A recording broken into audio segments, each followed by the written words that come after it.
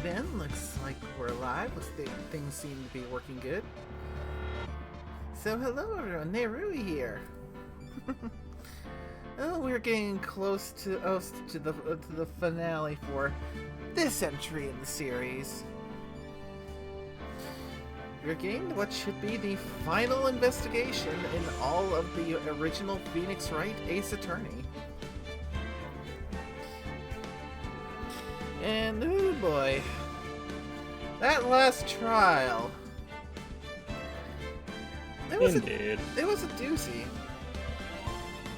We had dealing with Officer Meekins, who just got more and more depressing the more we learned about his life. Indeed, Officer Meekins is definitely an interesting one.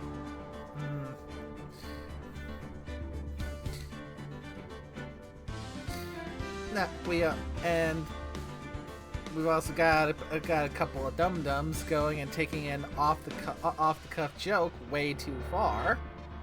Wait, who are you calling a dum-dum? You don't call dum-dum unless you bring me gum-gum.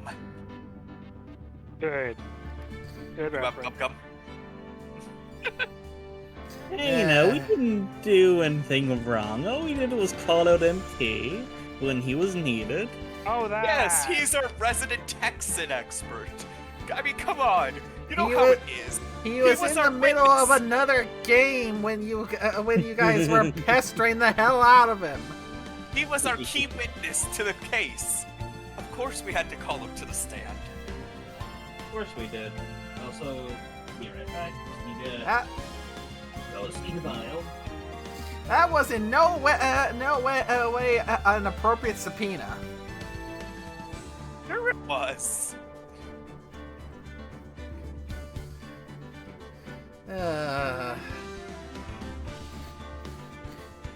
Do you see what I have to deal with here? Okay.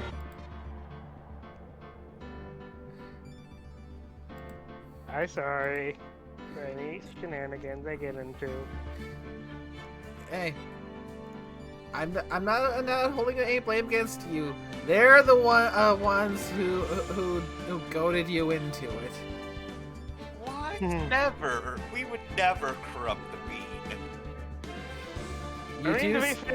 You do so every single time we meet. You did so enough that you broke me down in the fact that yes, I am being. I accept it now.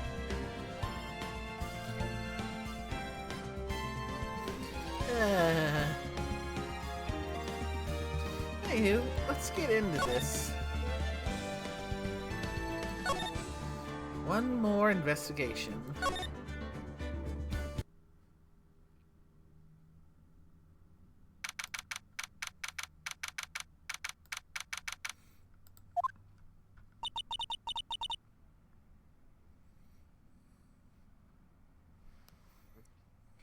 I'm so sorry, Mr. Wright. I'm sorry for what my sister said.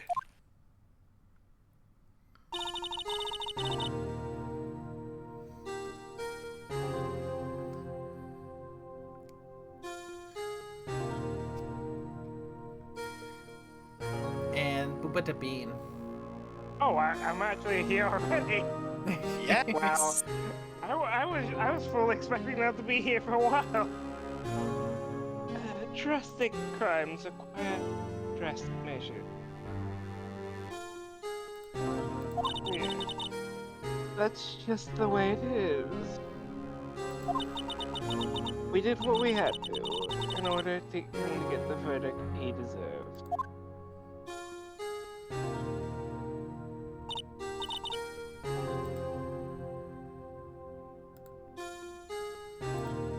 I didn't know. I never knew that the SL9 incident was just another name for him.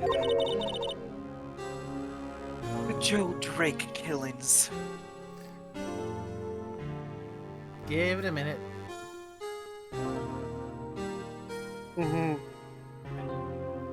Nobody gives a fuck about his name.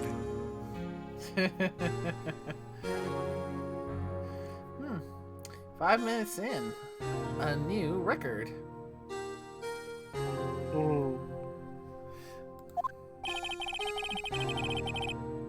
Sounds like everyone's heard about these killings but me.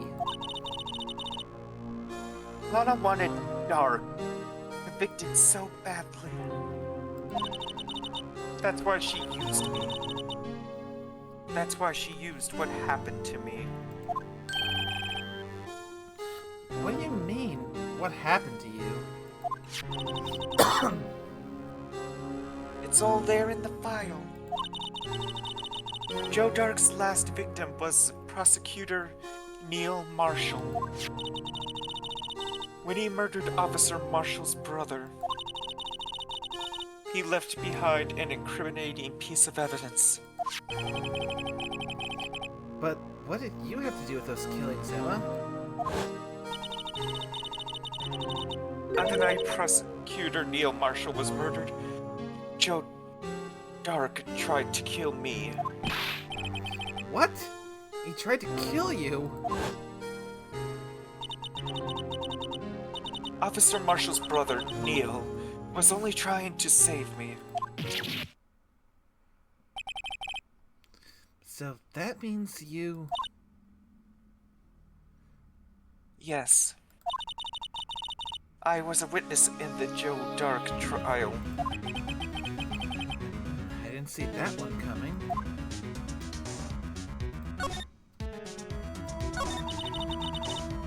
It happened 2 years ago.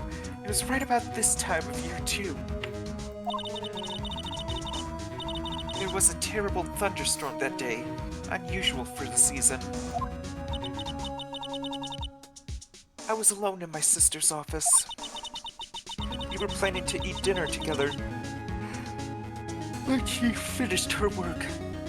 Oh, sounds like we have a sleepy sus. And suddenly this terrified man came bursting into the office. You Joe doing Dark. okay?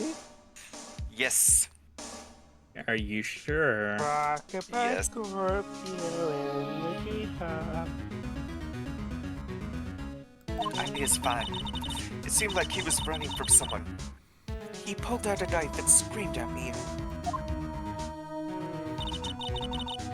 I didn't know what was going on. Just then, Prosecutor Marshall Jake Marshall's brother. Joe Dark tried to take me hostage. But before he could, Mr. Marshall tackled him.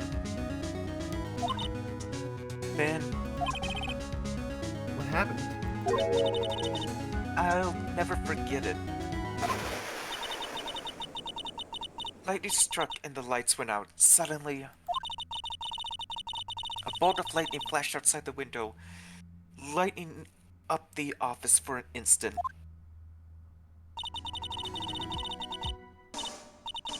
What I saw then burned a permanent picture in my mind. I can still see it now. A permanent picture?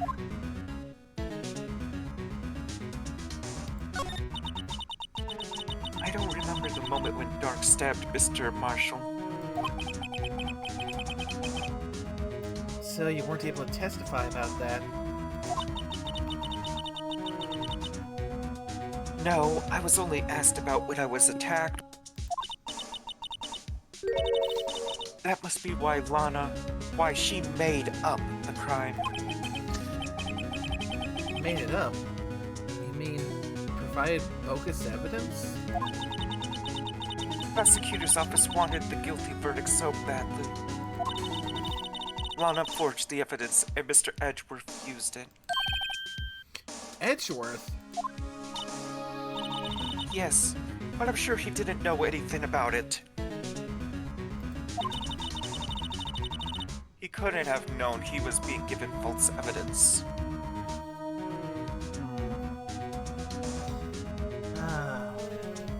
Yeah. A sad trend that... Well, we'll see where it ends up leading later in the series.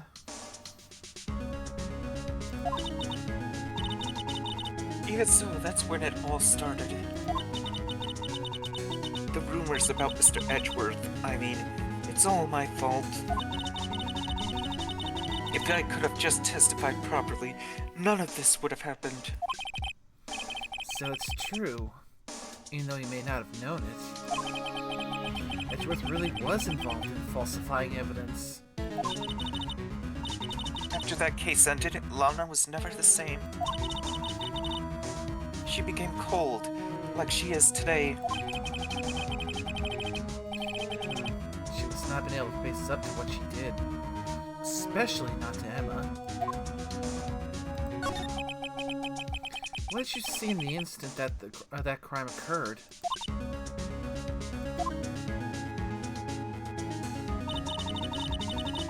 Dark knocked down, Mr. Marshall raised his knife. Neil Marshall was stabbed right in front of this poor girl.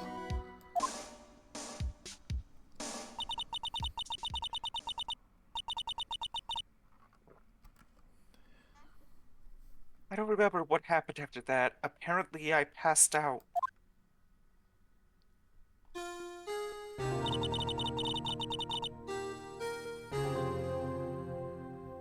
When I came to, Lana was cradling me in her arms. Poor Emma. You've been through so much.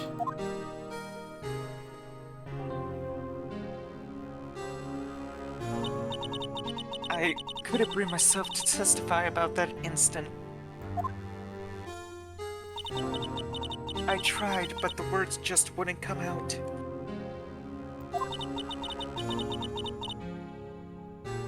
I drew a picture, but it wasn't any good. 2 years ago.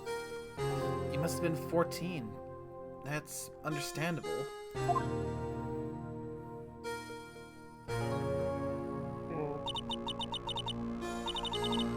Once it was all over, I made up my mind. I decided that when I grew up, I'd become a scientific investigator.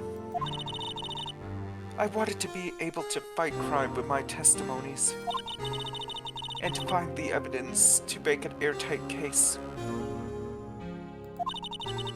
That way, Lana would never have to forge any. I see. I think I'm finally understand what makes Emma tick. There's still something that bothers me about that crime. There's something that's puzzling me, Emma. What is it? You said you were in Lana's office at that time, right? That's right. Why then would a serial killer come running in there? Not only that, but he was being chased by a prosecutor.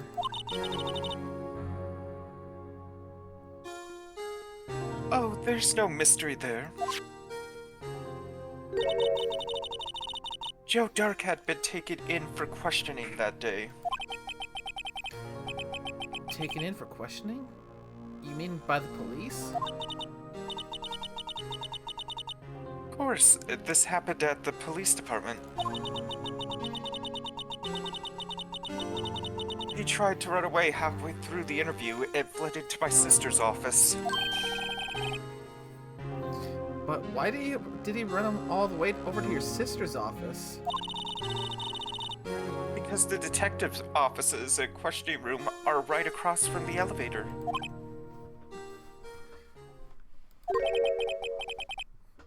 Across from the elevator? But Lana was the chief prosecutor, wasn't she? No, silly, didn't I tell you? 2 years ago, Lana was a detective. She was the best in the entire force. What? That's news to me.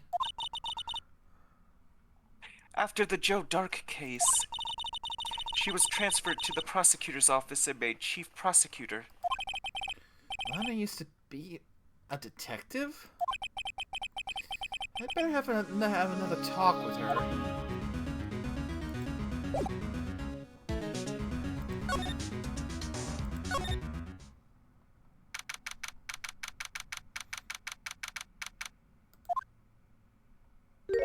I'm back.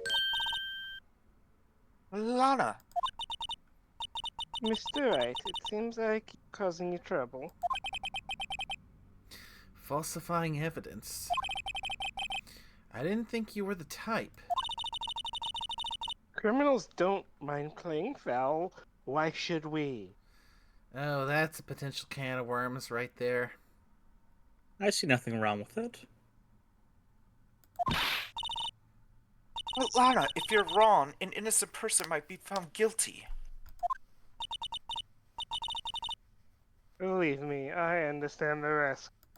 Look, I've also been murdered before, and accused of it multiple times. Yeah. And as you come to learn, that one in particular is a bit of a running gag. Lana, Emma told me about you. Oh? About how you were a detective 2 years ago. And how the SL9 incident was the reason for your transfer to the prosecutor's office. That's right. Could you fill me in on the details? Especially about that unusual change of jobs. Because you have a right to know, Mr. Wright.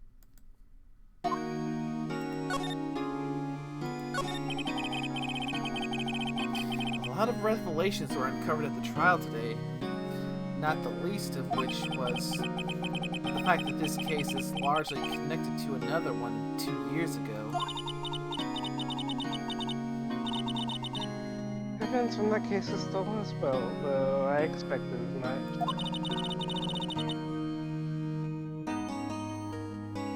I know how obsessive Officer Marshall can be. That trial, it really wasn't fair, was it? I believed in you, Lana. I believed that no matter what happened, you'd always stick to the truth.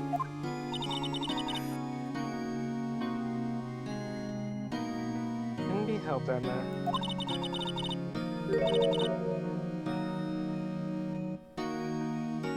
As at the trial 2 years ago, I sold my soul. Well, all drama aside, the fact of the matter is, at 5:15 there was no murder at the police department.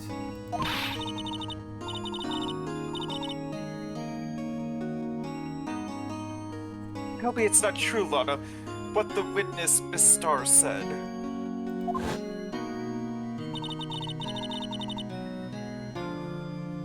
About you, about you stabbing Mr. Goodwin with a knife.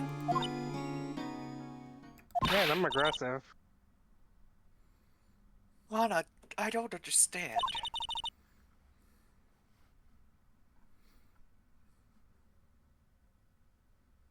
Why won't you tell us? This doesn't involve just me. I don't think I've ever seen Lana look so phased before.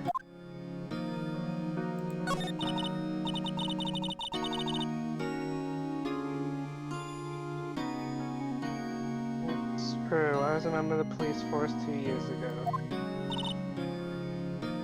He was amazing.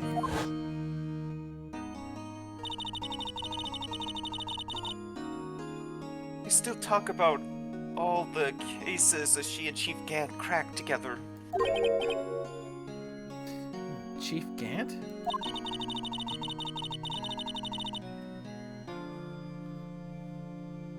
He was the deputy chief of police back then, but he still worked crime scenes.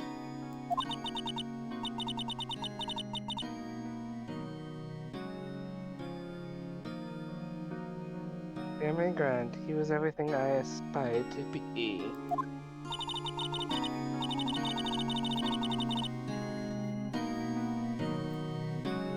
They were the best team ever. They solved crimes before the reports could even be filled.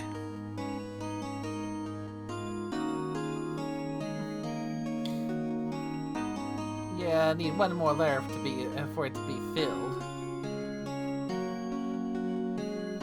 Me. Wild. Gosh.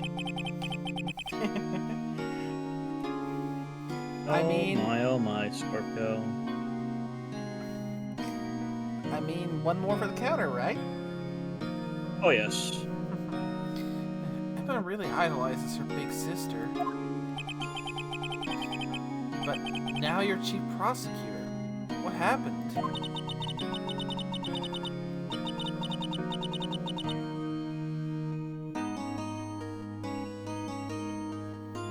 I always planned on becoming a prosecutor. The reason I got my detective was...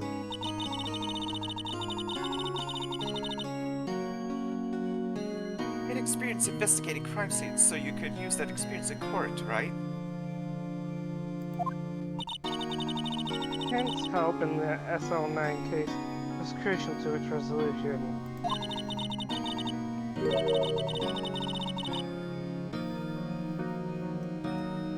After that, he became chief of the police and arranged my transfer to the prosecutor's office. Maybe I should ask more about this investigation of theirs 2 years ago. 2 years ago, I was second in command of the detectives investigating Doug, Second in command? assuming that he's silent. That means the investigation lead was Damon Gant, right?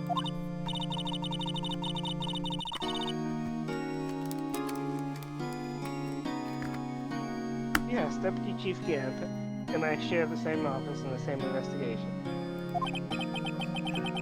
We even had the same office.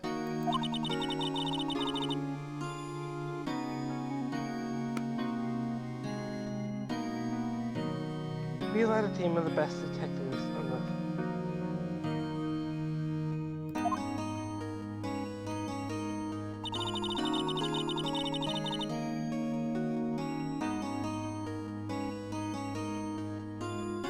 Detective Goodman, whose case it was, Jake Marshall, and Angel Starr.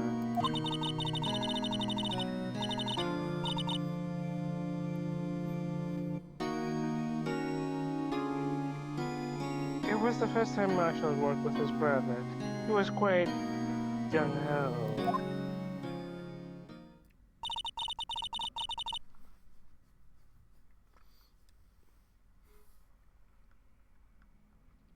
I doubt Joe Dark was the serial killer. He asked him to come in for questioning. We were desperate for evidence.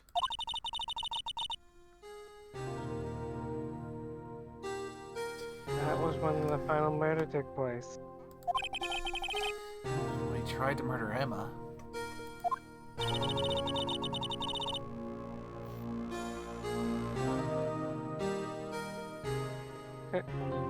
Oh, Prosecutor Marshall was trying to save me from the dark.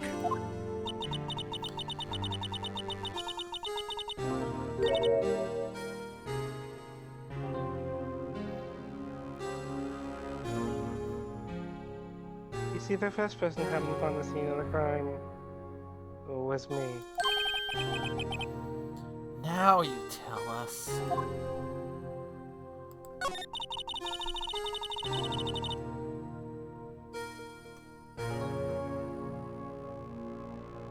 Damon Grant and Neil Marshall were the ones questioning Dark that day.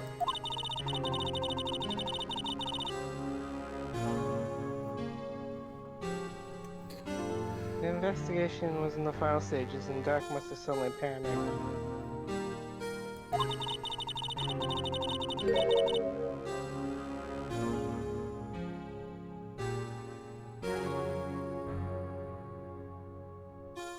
So he waited until Gant Marshall let the guards down and fled the room.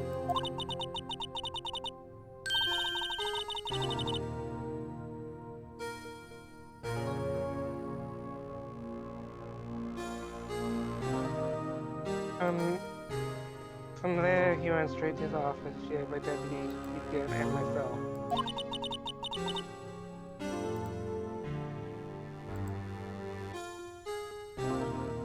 That's where he found me. So you were the first person to run to the scene, Lana?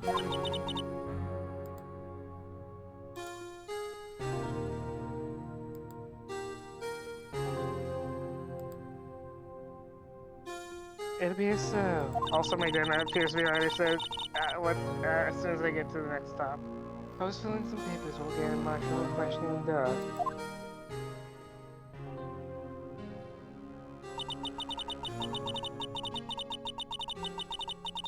When I returned to my office, I saw 3 bodies on the floor and smelled blood. 3 bodies?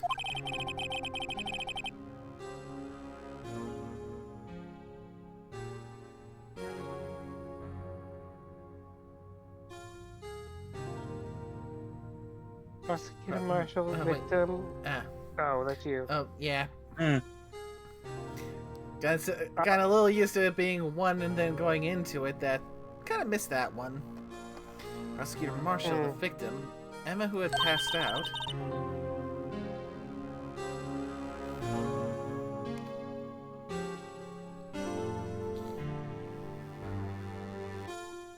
And the suspect, Joe Dark.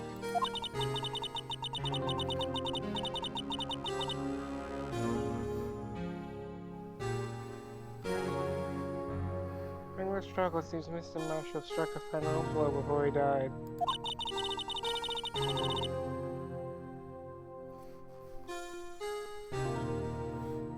Joe Dark had incurred a minor concussion laid unconscious. What did you do?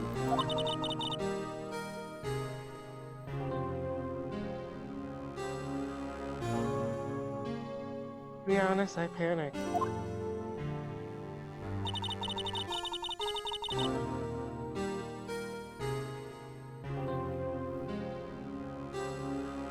I picked up Emma, carried out of the room, and just called her.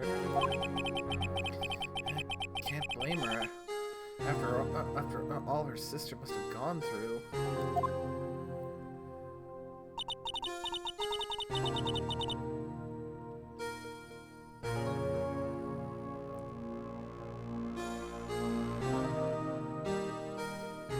So that I placed Dark in immediate arrest. Let me get this straight. You were all involved in the SL9 incident.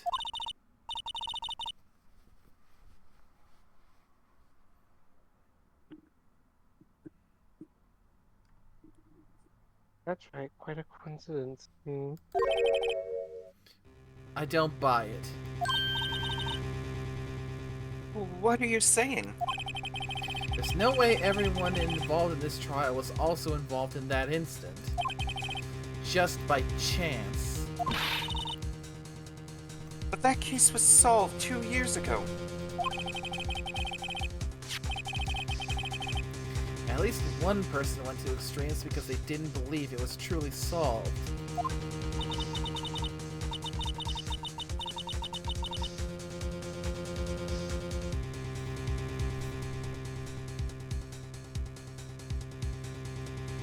Officer Marshall, yes, his action came to surprise to me as well. Minor side tangent. I kind of feel like it sucks that the Phoenix Wright anime just skipped over this case and went straight from the end of Turnabout Goodbyes to the second game.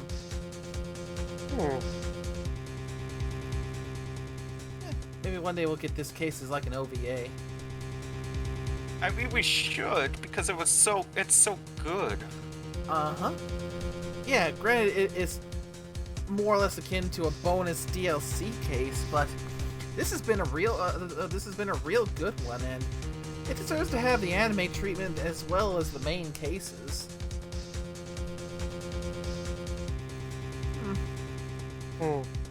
Like, One can hope. Ever since his brother died, he's changed completely.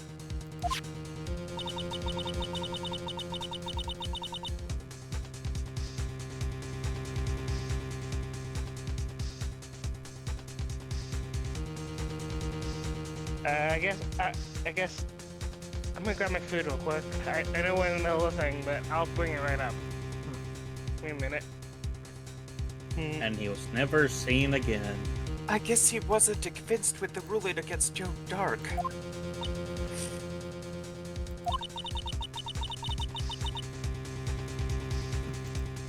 Life doesn't end with the closing of the case. Look, I had to since I saw it right before. You don't have to live the rest of the life with the memories. That case just might not be over yet. Emma was assaulted by Dark at the police department, right? Yes, and the office that Damon can't deny shit. The office that Mr. Gant now occupies by himself, the chief's office. Maybe we should have to look at the chief's office, the site of the final SL9 murder. Okay, with that, now I will. Yeah.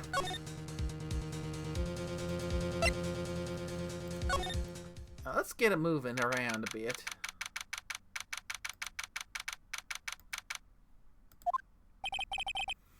No one's here today. Not even Miss Starr. Everyone's probably busy looking into what exactly went down in the evidence room. That must be where the detectives are. But we proved in court today that on the day of the crime, no one was murdered in the evidence room at 5:15 p.m. Yeah, I thought we would finally make some headway in our case. But instead, it looks Bip, like... bip. What?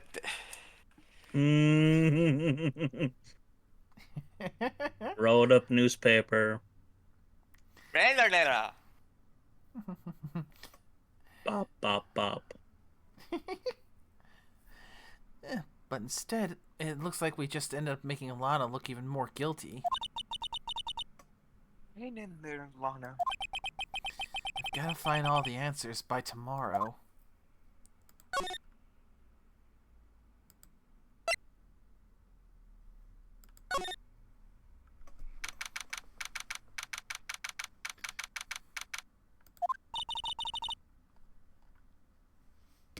Mr. Edgeworth isn't here. Maybe he's being questioned by an inquiry committee? He took a real beating in court today. Yeah, with Lana admitting to falsifying evidence 2 years ago.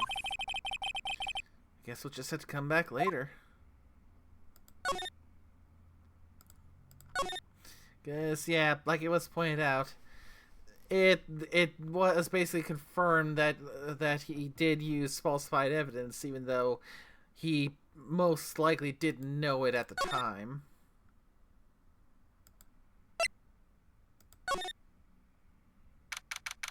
But the rumors are strong that means that even if he didn't know, he still used it. And then probably just latch on to that point and do the good old scapegoat.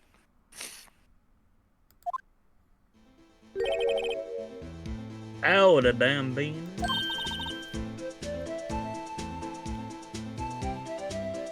Oh, Mr. Marshall! Never thought things done out this way when I woke up this morning.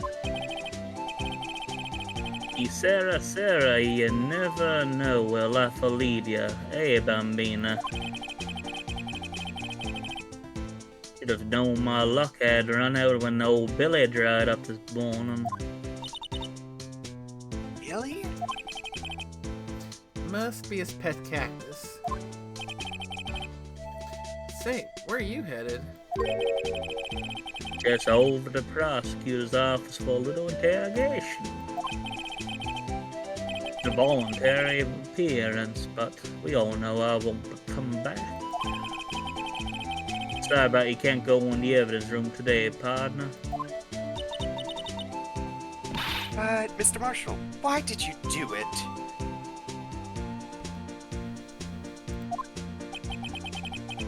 Why, the prospectors head west.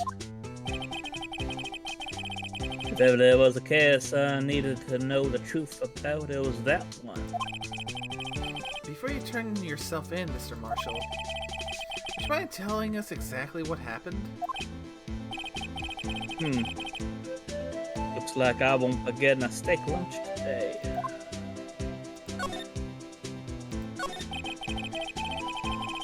Something was fishy about that trail from the beginning. Wasn't just me either, all detectives thought so. What do you mean, fishy? Some of the facts reported were inconsistent with the evidence we found. For example, the murder weapon. Murder weapon? You mean that switchblade knife with the broken tip? That was Joe Doc's, alright. But in the initial autopsy report, a question was raised.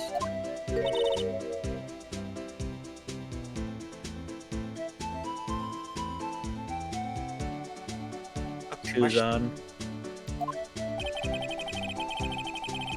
The blade of the knife was not a perfect match with the wound the victim sustained. What does that mean? Means there's a good chance that knife was not the murder weapon, compadre.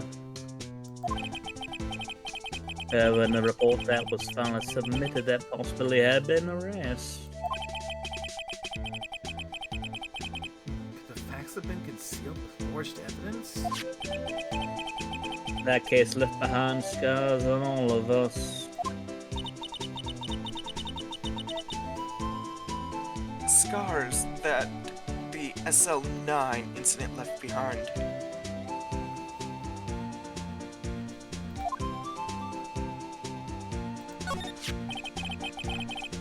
I got the looks, but he got the brains. He was one of the best prosecutors around. I just made detective when I went down, compadre. It's our first case together. How old was he? Your brother? He was 27 at that time. He was awarded the highest honor that very day. The highest honor? You mean the... King of prospectors, or prosecutors in this regard. I knew it. What are you looking at me like that for? That's an honor for a prosecutor. Mr. Marshall must have been really been closer with his brother.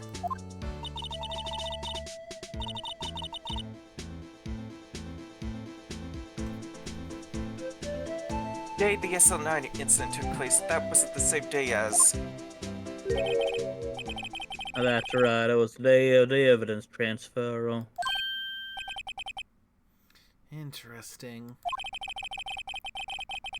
It was drizzling that morning, by nightfall there was thunder. Can't believe 2 years have gone by already. I tried to steal the evidence so the case wouldn't die. Apparently someone tried to stop you. Detective Goodman was murdered, and the evidence locker was empty.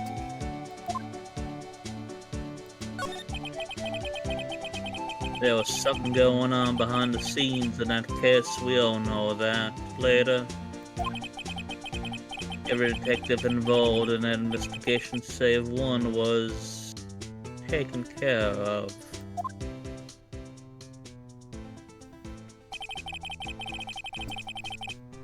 This star was fired and I was demoted and boxed away in a tiny room. What about Detective Goodman?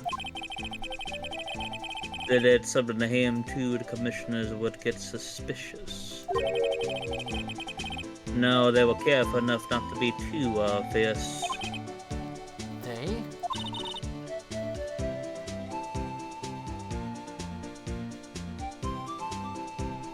Who are you talking about? Don't get upset, Bambina.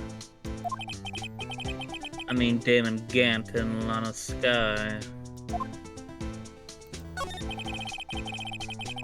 The investigation lead, Damon Gant, and his second-in-command, Lana Sky.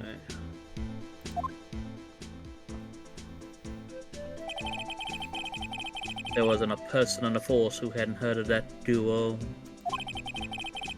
That case was the biggest step in both their careers.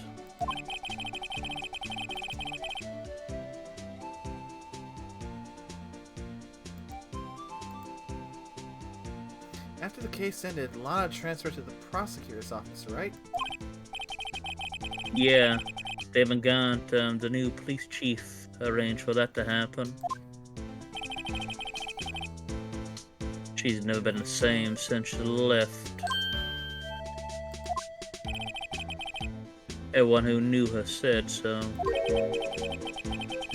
Chief Prosecutor Sky was totally different when she was a detective. Now they mention it. Emma said something like that too. Tell me, what happened to my sister? Sorry, Bambina, but her secret is too well guarded. I never found out. Lana's secret. It all started 2 years ago. So there you have it. That's my story. Did you enjoy it, partner? It was certainly enlightening. There's one thing for sure I found in court today. That boy Edgeworth isn't my enemy. He was the one who used falsified evidence to get a guilty verdict. But someone else was the one who gave him that evidence pen, planned everything. That someone is Damon Gaunt. Don't believe me? Well, I don't blame you. I won't even be a Coleman after today.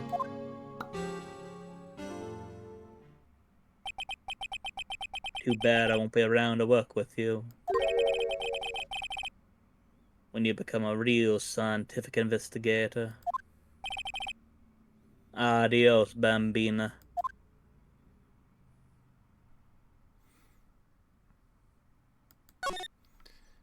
Tumbleweed.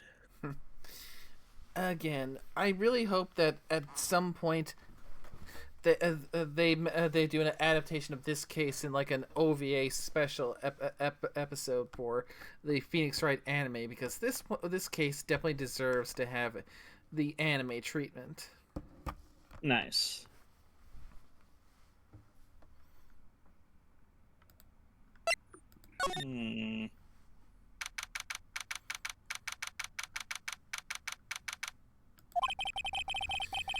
This place is always pretty empty, but today it's deserted.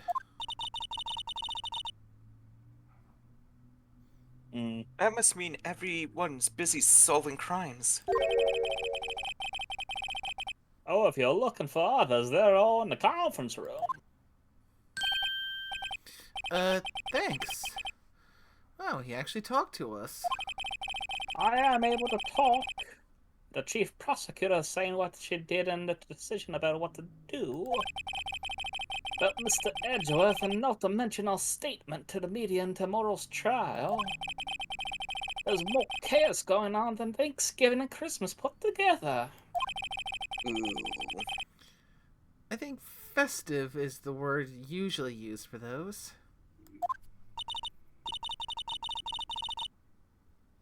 Sir, we'd like to have a look around Chief Gant's office. Just use the connecting hallway to the other building and take the elevator to the top floor. Really? You mean it's okay for us to go in there? I mean, we aren't police officers or anything. Hey, you're right. You can't go in there. It's off limits. God damn it, why'd you open your mouth? We ask Wait, why you did that we all open- the time. Oh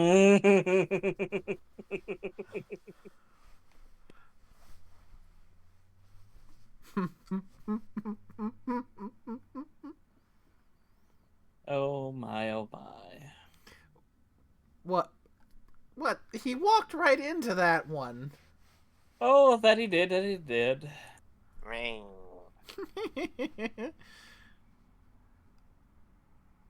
Oh yes, Nate, when you got a spot, you might want to reply in the RP when you can. We do have a titty response. Mm. Yeah, and and the crunch is real. Uh, Yes, but no worries. yeah, that would be a bit of multitasking. Yes. I mean, I would wait until you could probably the stream's over, because I honestly doubt there's gonna be big enough break to even put a halfway decent response. Well, we can take a moment and grab a drink. What? What'd I come back to? Oh, we're just talking about you, no worries. Okay. For one thing, we had a golden moment of Scorpio walking right into it. Oh, yes. He Nice. loves chewing on that foot of his, doesn't he? Well, at least Satoshi isn't a wolf. Yeah. Now I see where Detective Gumshoe gets his unique charm. Well, what are we waiting for? Let's head to the chief's office. Because we're going anyway. Why is there a pipe organ in my room? Shit. That's what I'd like to know.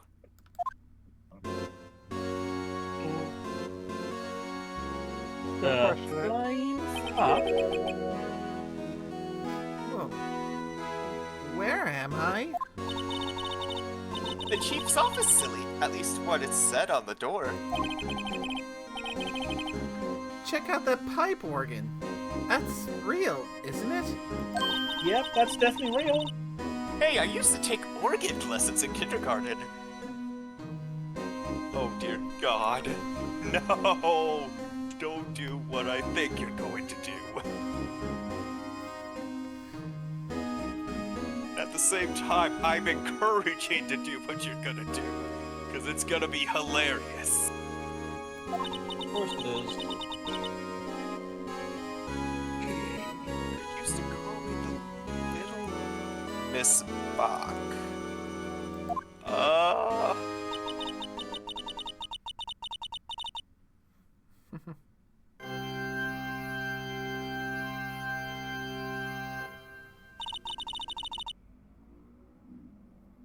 Never could remember where C was.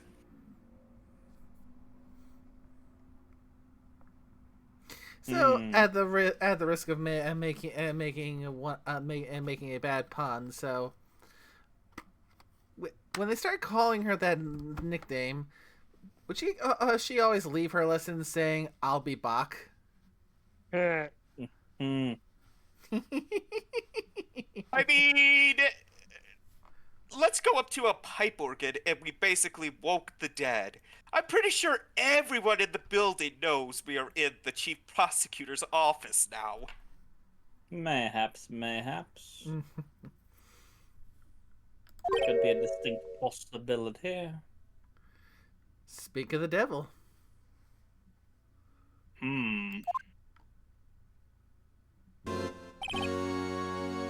Oh, you two. Chief Gant. He put that paper he was reading in his desk.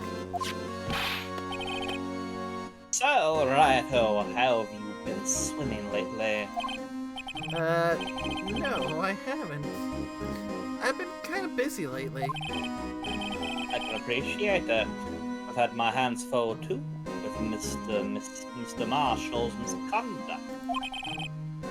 And a lot of provocative statement. Provocative statement?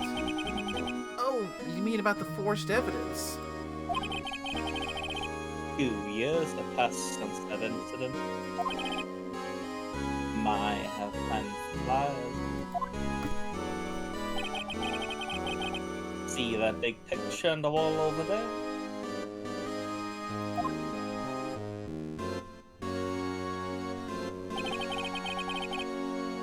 That's a picture of Lana, Neil, and I. So this is Mr. Marshall's brother, Prosecutor Neil Marshall. We took it to commemorate our work together. Something's not right with this picture.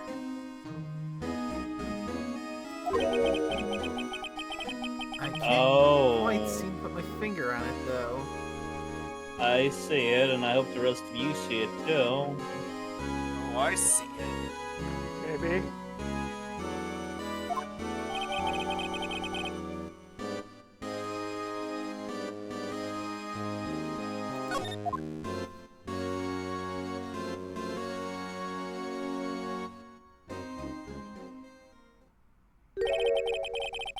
Anyway, I'd like to reminisce all day, but there are matters that need my attention. I'm going to lock up here, so let's go out now, all together. Oh, but this office, it was a crime scene 2 years ago, wasn't it?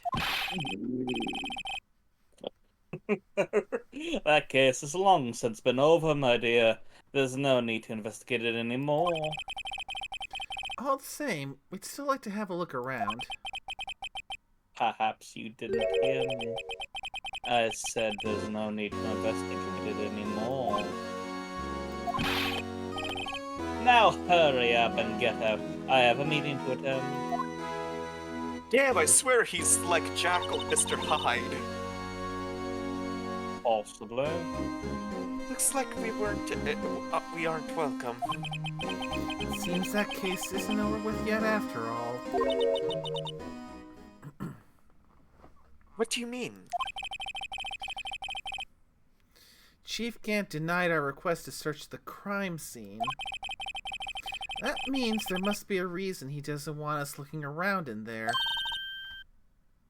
You mean like a clue? There's gotta be a way we can get inside the chief's office. What I do in my office is for myself to know, and not for you.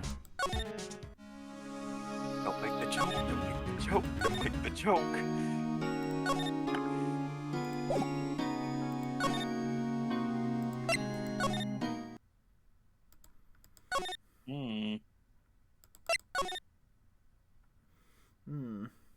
Huh. Let's see. Pulling up the good old...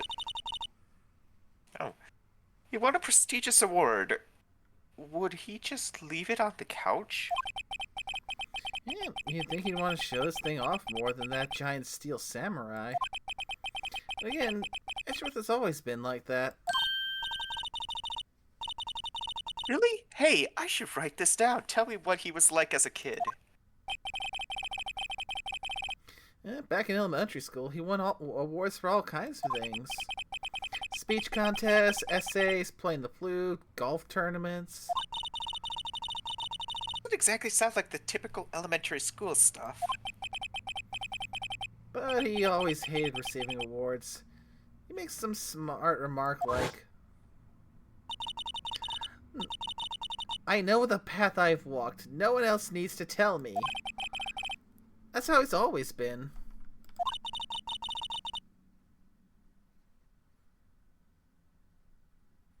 Kind of gets under your skin, doesn't it?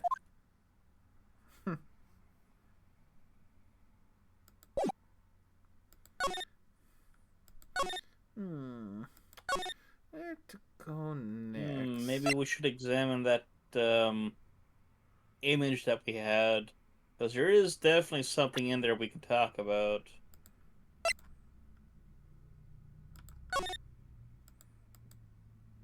I mean, just look at it there. It's so prominent. Yeah. More than one thing, actually.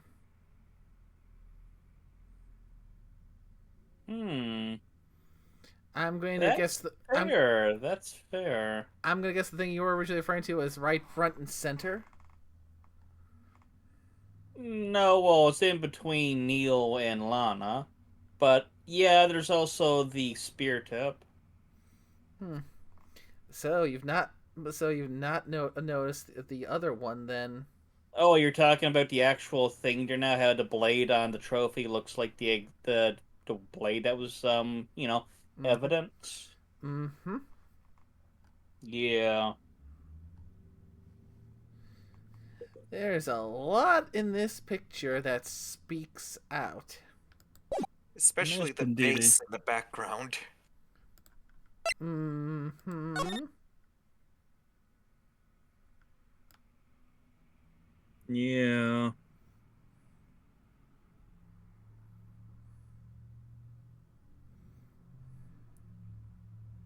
Oh, it doesn't even have a bottom. Yeah, that was mentioned before. Yeah. Uh, See? oh, Huh? Eh, This thing doesn't have a bottom. that's weird. I wonder which side is up. Better yet, what's the purpose of a bottomless jar? it could be a trick thing. At least it doesn't collect dust inside, right?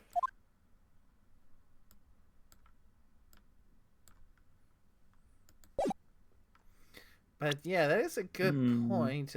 Point of it's could really only be for or like ornamental, because with it being Yeah. well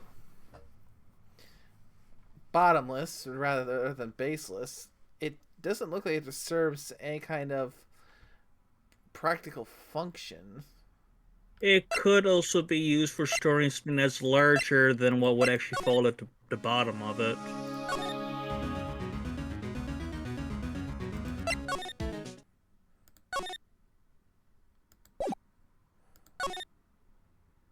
Like, for instance, a grape would probably go through, but say, like, a kiwi or something probably wouldn't. Hey, pal! Detective Gumshoe, aren't you supposed to be in a meeting? I'm, just taking a breather. My, my feet hurt.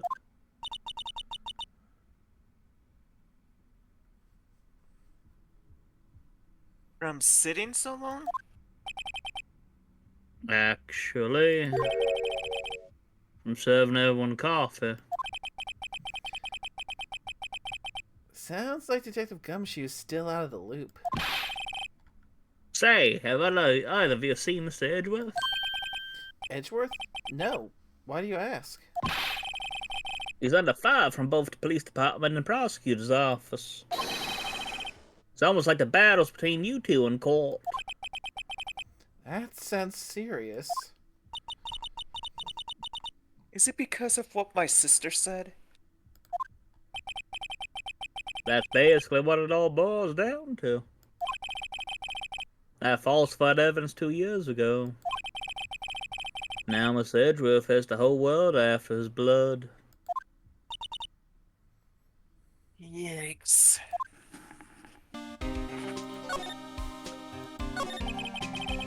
But why would Edgeworth be blamed? It's not like he knew the evidence was forged. Lana Sky's a guilty party here, isn't she?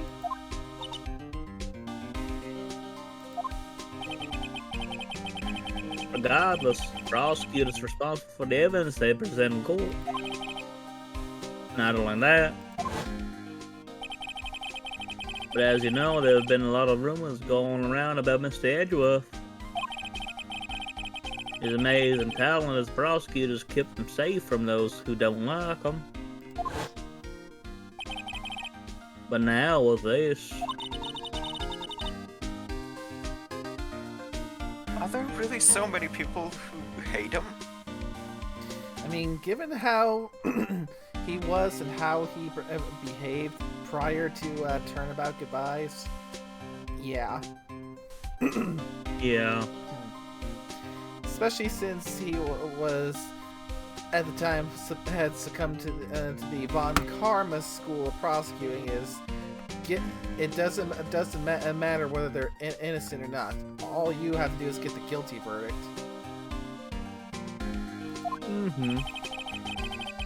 In our world, only those with talent rise to the top. Mr. Edgeworth not only has that, but is young, There's no better recipe I know for making enemies. Hey, Dick! Keep up the good work! Yes, sir. Let's go out for lunch again sometime. My treat. Yes, sir. You gotta take me back to that joint sometime, okay, Dick? Yes, sir. See, it seems you don't have any problems with enemies. Yeah, well, I'm careful not to stick out. Anyway, I'm a bit worried about him. Under all this pressure, I'm afraid Mr. Edgeworth just might crack. And after that happens, we're all fucked. Actually, I took a look at the fire earlier while coffee was brewing. Seems genuinely concerned for Edgeworth. Well, did you find out anything? The only evidence Doc left behind was during his final attack. His final attack? You mean... When I killed Prosecutor Marshall, who was trying to protect some girl.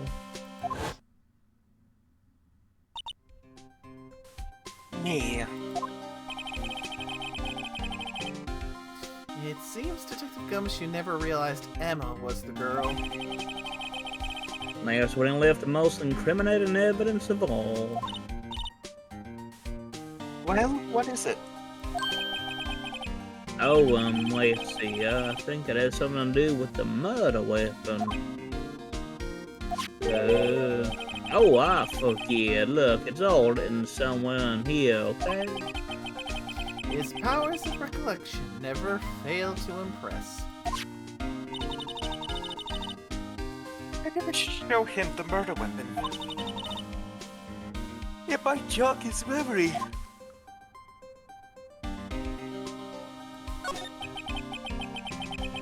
Joe Doc was 42 at the time of the crime. He was just your run-of-the-mill businessman. God damn it, he had the answer to life.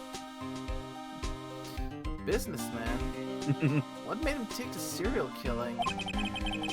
One day on his way home from work, he hit someone with his car. With his car? So, it was an accident. An accident, yes, but transformed him into a monster, an absolute beast. An animal, obsessed with the answer to life. You're the man that witnessed the incident, and he killed a lady who saw him. Kid walked by then, so he killed him too. And then when he was burying the bodies, the trucker came up to the scene and was killed as well. Finally turned himself in. So basically, one of those bits where it's like no witnesses, and you're just really not that good at avoiding making witnesses. Apparently, Agent 47 was not so stealthy this time. Oh, of course he has hair. Well, then again, honestly, the way they describe it, and it's not like putting it down, but it almost feels like if he's was killing people because they witnessed it, it was more like a panic reflex, more than you would think someone guilty of a hardened criminal. We all know if you're bald, you're a super great assassin. If you have hair, oh, I'm sorry for you. And what is Sakamoto? I was just about to say the same thing. Motherfucker, an assassin and hitman are the same thing. To be fair, he doesn't kill people anymore, so... But when he did, he was far from bald. I mean, shit, I'm pretty sure Sakamoto could give Agent 47 a run for his money. Fair.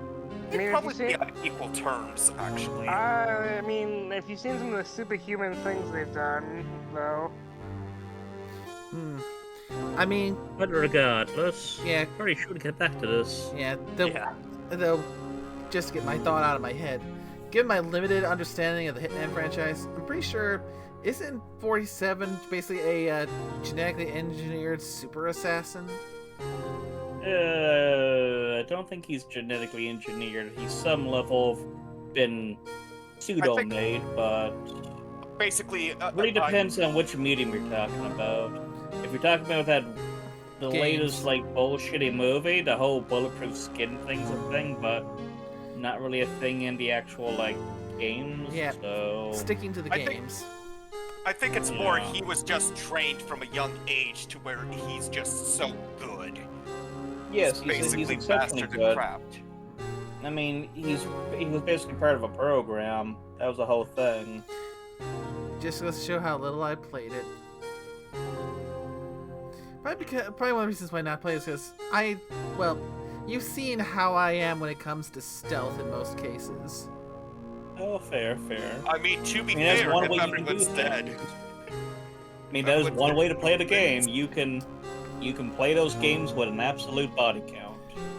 In other words, going either the ghost option or the Reaper option. Yeah, I've done more than a few times going with the Reaper option. Yeah, I'm pretty sure as long as you don't kill any citizens, it's not gonna penalize you for killing everybody if you wanted to. More or less. Maybe one day I can give it a try, see if it's in my thing or not. At that point, depends on which game you're playing with. That would probably require some research, but that could be done another time. Indeed. Seems he was a pretty careless animal. Of course, this is all conjecture, really. There wasn't a single shred of evidence. So he turned himself in.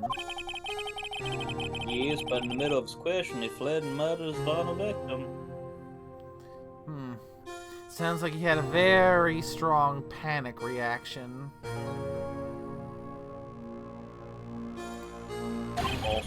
Possibly. Prosecutor Marshall. That crime was witnessed by someone too, but luckily Doc was arrested on the spot. It's a good thing that last witness wasn't killed. That last witness, aka Emma. And now probably show him the murder weapon.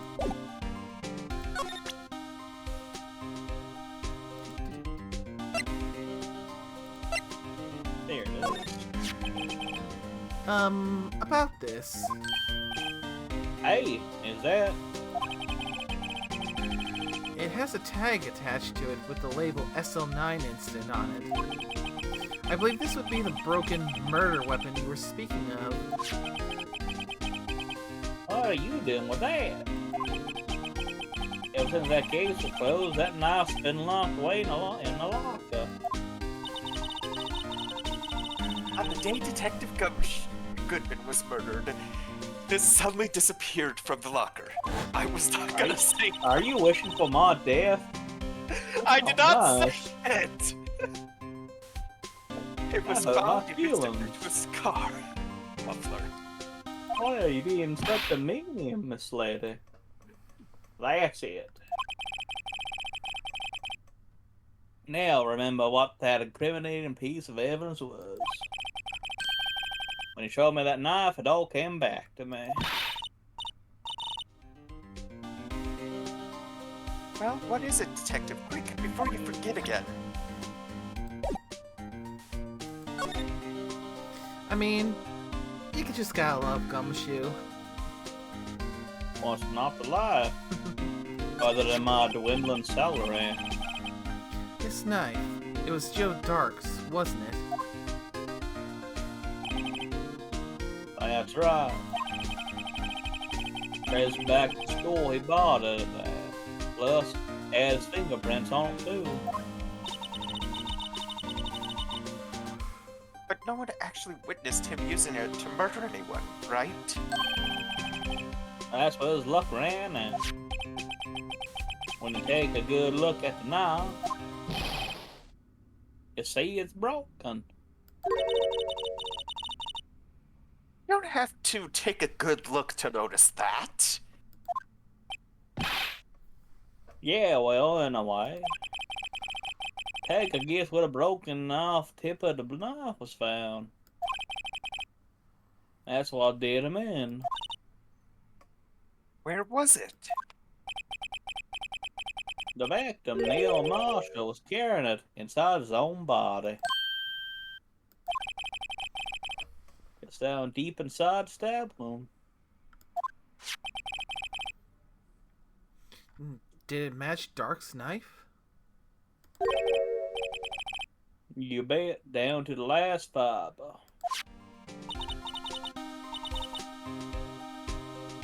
That's pretty conclusive. Ooh. Ugh. So it must have gone right up either in between the ribs or up underneath the small ribs. So if the puncture in the heart didn't kill him instantly, he probably drowned in his own blood. And chances are it probably went toward his left sider now because of the position of the heart, probably.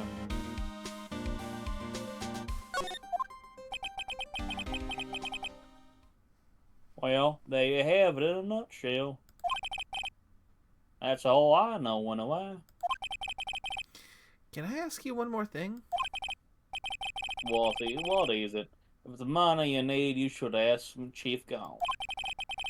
It's not money, but it does concern the chief. His office is a crime scene, right? It's where Prosecutor Neil Marshall was murdered.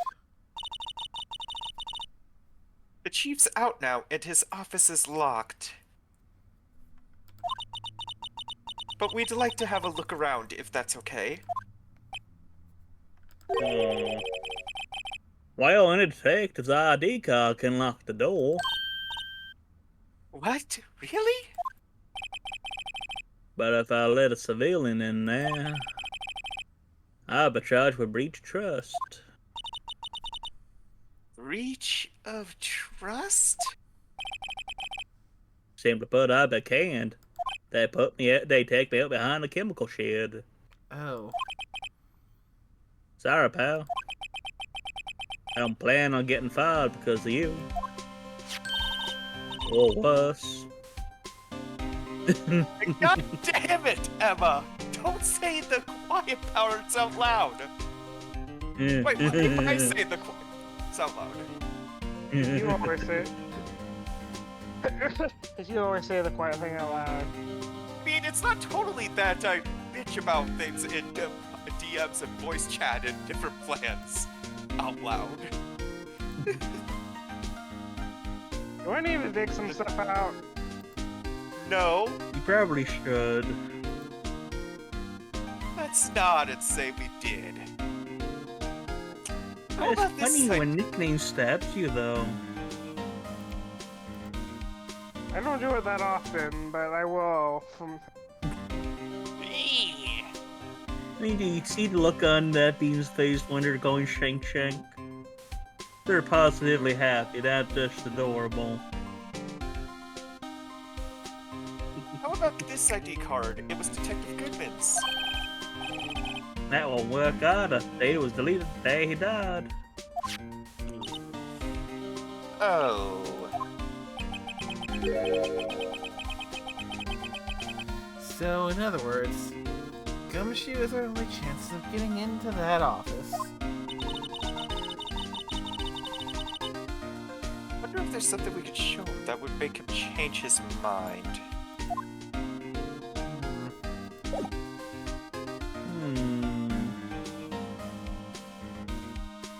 I wonder.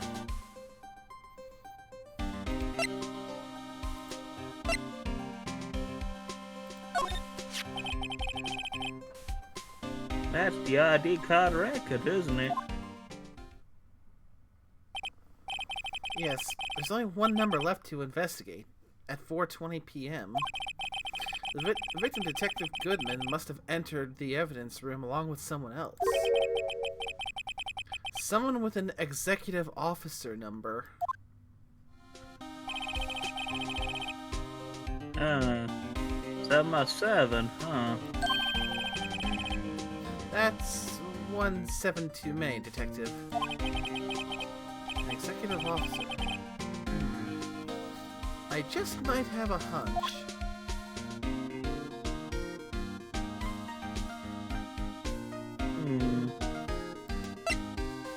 Might be an option out of talk to him.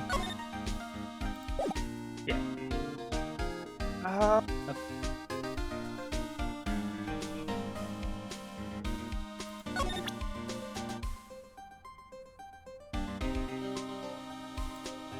Don't we have my! Bean? Don't we The have Bean Bean? has a knife. Hey, what you got there? A knife! No! God damn, that's a classic meme. Now I'm gonna look that up. I mean, if you think about it, then technically Sulu can run around with 10 knives on her. Yes. I can still wiggle around and walk somehow. Yeah. I mean, it'll be more like with squishy noises, like when Aqua walks in, but that's besides the point. Or you could, actually, you could operate just by dragging yourself by, you know, embedding the blade into the ground and dragging yourself in the direction you want.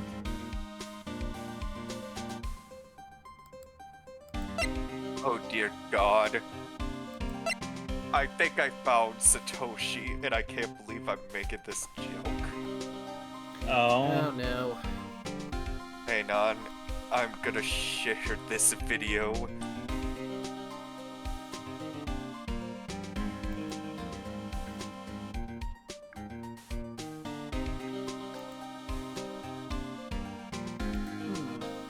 It's a video of I bet I could catch this knife.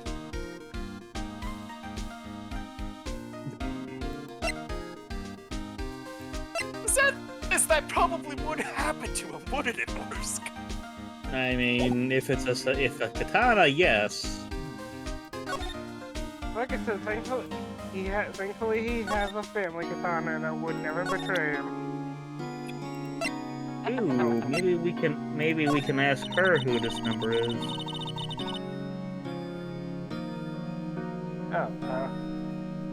Attorneys and prosecutors have no business showing evidence outside court. It's civil, especially in the interest of both parties involved. She really means it. What about Lana?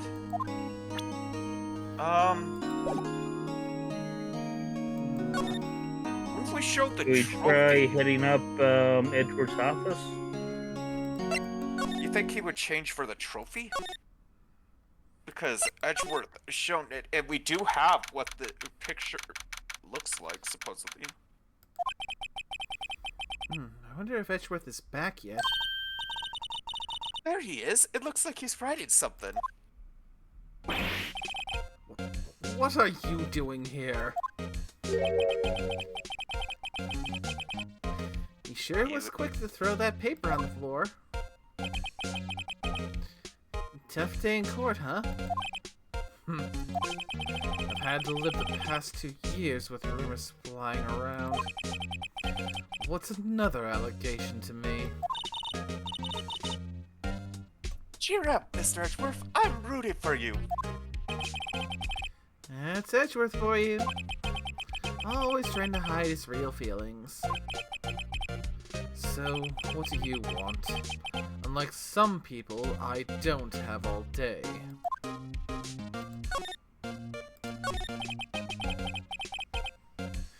There's no excuse for what I've done. 2 years ago, I used false evidence to obtain a guilty verdict. That's what it all breaks down to, and nothing I do can erase that fact. But you didn't know, did you? I mean, that the evidence was falsified. The police department and the prosecutor's office share a bond of trust. If that bond is broken, we stand to lose everything. The police department's error is my error, my responsibility as the prosecutor in charge. That fact remains the same no matter what excuses I might have. You know, I still find it funny that he has his own suit on the wall like that. So I just had to point that out. Mr. Edgeworth. I mean, it's a nice suit. You know what? That's fair. I take pride in my work. So tell me why. Why has it all come to this? Even Edgeworth can't keep this kind of emotion bottled up. Are you up for the trial tomorrow? First the last year's trial, and now this one. Seems all you do is worry about me. To be honest, you're getting on my nerves. Mr. Edgeworth, you can't just walk out on the trial. Tomorrow is the last day. It's too late to change prosecutors. I'll bet that's what my superiors are banking on. I never thought that case would come back to haunt me like this. What do you mean? The list of evidence. It seems too short. Most lists run twice as long. It's only half as long as most lists? That is odd. After Neil Marshall was murdered, I became prosecutor for that case. I may not have been part of the investigation, but I knew what I had to do. Use the evidence I was given to prove the suspect guilty. That was really the only thing on my mind at the time.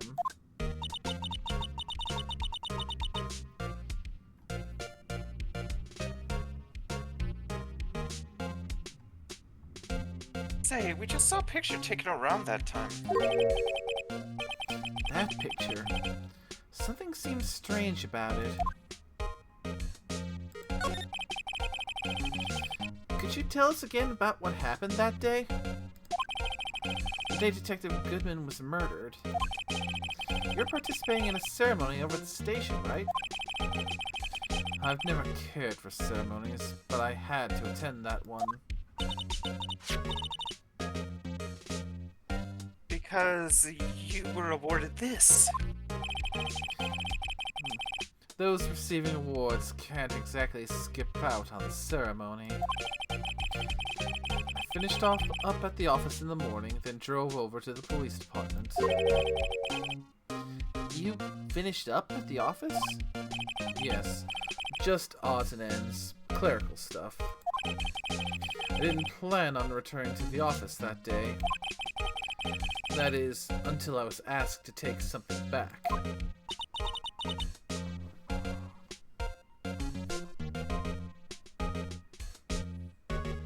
Take something back? This. Oh yeah, Chief Gant asked you to hold on to that, didn't he? Yes. It was a piece of evidence in a case that was closed half a year ago. He asked me to bring it back to the prosecutor's office. That's the story we heard yesterday. So you came back here to the prosecutor's office because the chief asked you to? That's right.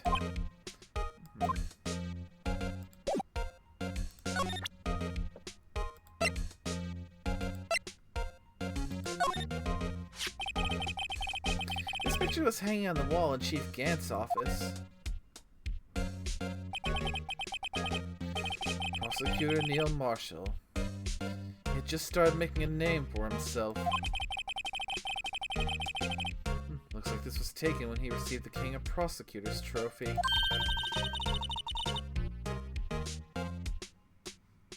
Speaking of that, there's something that bothers me. Yes?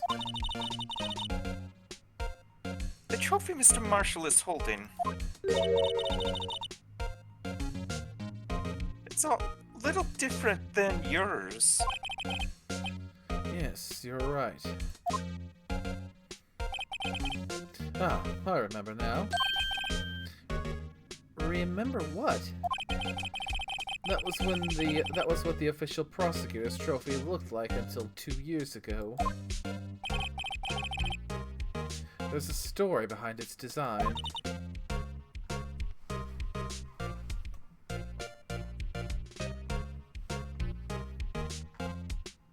A story?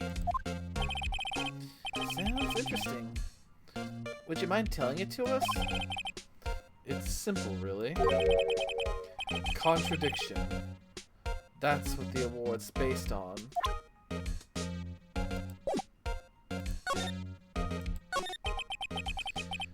This award originates from an ancient Chinese tale. In Chinese, the word contradiction is written with 2 characters. The first means halberd, and the second means shield. Have you heard this story? Me? Oh, sure. Everyone knows that. Why don't you tell it, though? For Emma's sake.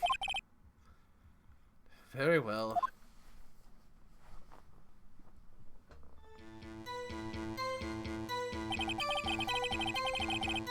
Long ago in the kingdom of Shu, there was an arms merchant.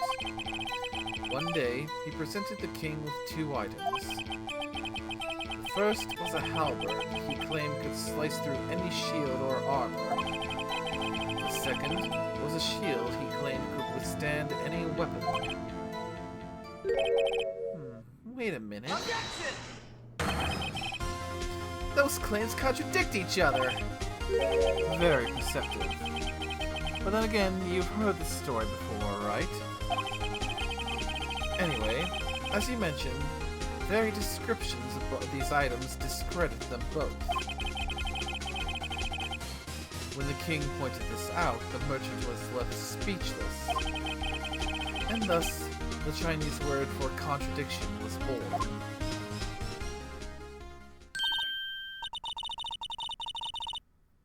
Oh, I see. So the chip to the shield and broken knife symbolize...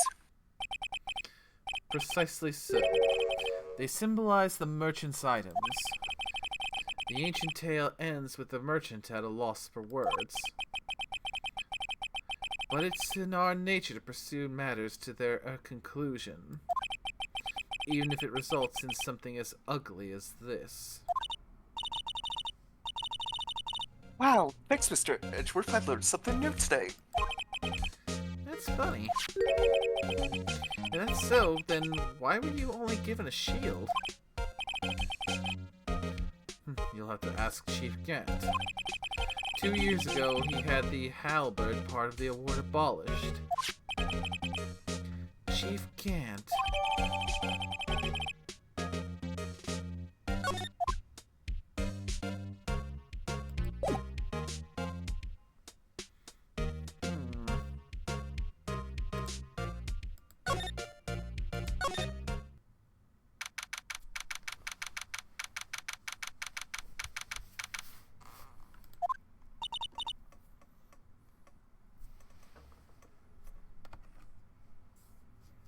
We might need to check to see who this is. Let's see.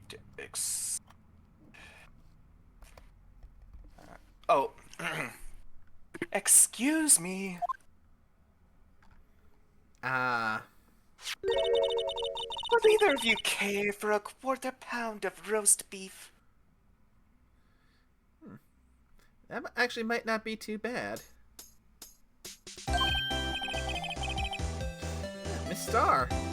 I guess she's out of lunches. You certainly are the curious sort, aren't you? Kind of like the first person who sucked a cow's nipple to discover milk. Excuse me for a moment. Yeah, I was waiting for that reaction. Wait, what? I was looking away at another thing. I look back and I read that. What?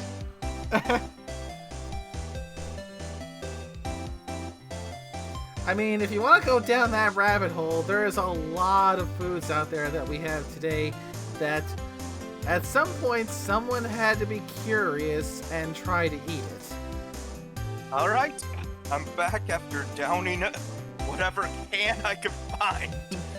Or at the same point, you have to realize, like, when people realize, oh, if we cook this fish like this, it won't be poisonous. How many people have to be like, oh no, that fish kills you if you eat it. Okay, maybe if we try it this way. I'll get it right one of these days. Mm-hmm. I mean, I guess if you want to think about it, the Japanese pufferfish. That's Or exactly when they what make, I was thinking about. yeah, when they make sushi, you have to cut it extremely precise to not get the sack. Extremely precise. You have to have been a sushi chef for a long time and be licensed for that. Actually, Literally. here's another one, and this is one that I got from Chopped. Eel. You can eat eel, but there is a catch. It has to be cooked, because if it's raw, the blood vessels in an eel is poisonous to humans.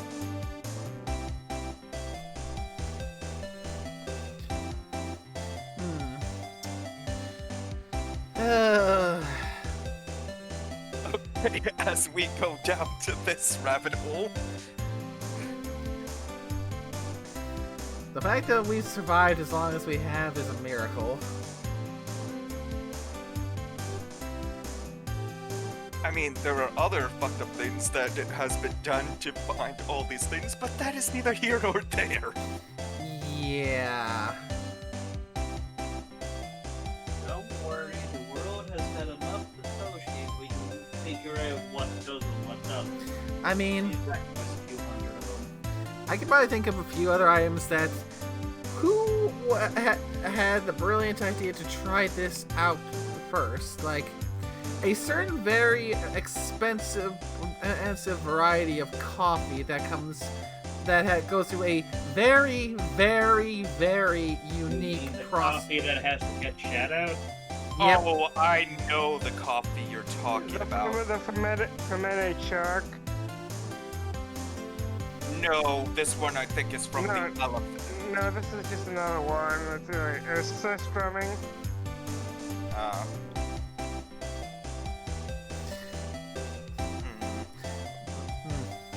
Or what about lutefisk?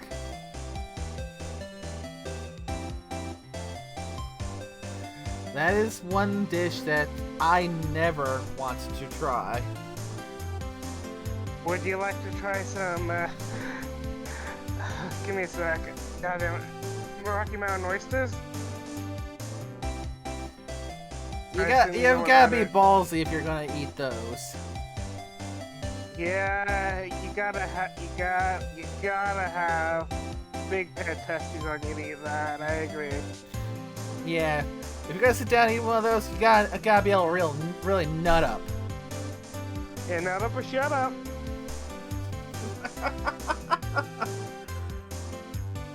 Oh, I wonder if the other two have caught on. Oh, then there's... Oh, God. So I just looked up weird foods. Why did you go down that rabbit hole? Oh, what the fuck? Okay, I just saw the one from South Korea. Penis fish. Huh.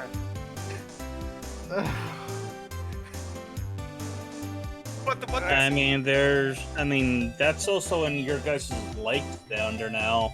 The thing that goes up on people's deck. The parasite. This has gone down such a tangent. How did we Yeah, go from sucking the milk from a cow's tit to a penis fish? Weird food.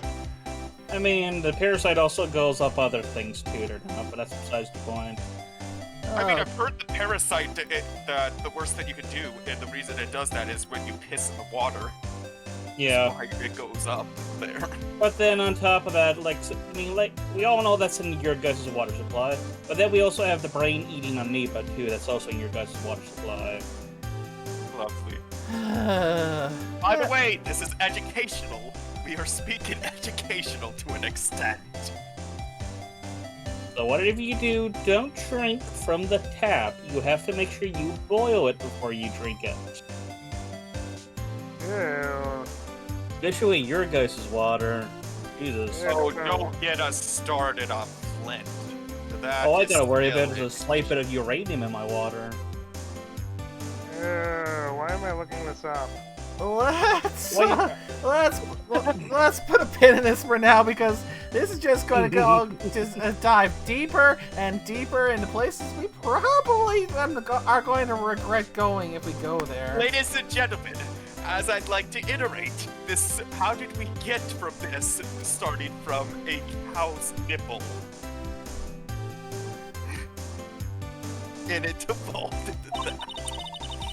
Of course. Still, I never thought you'd go digging up that case from 2 years ago.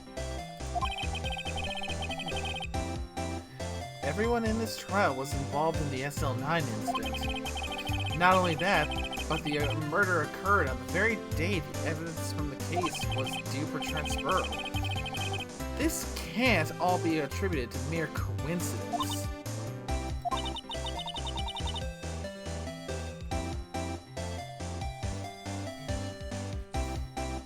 I'm wishing I had alcohol, and I don't know why I looked at the link nickname posted to me.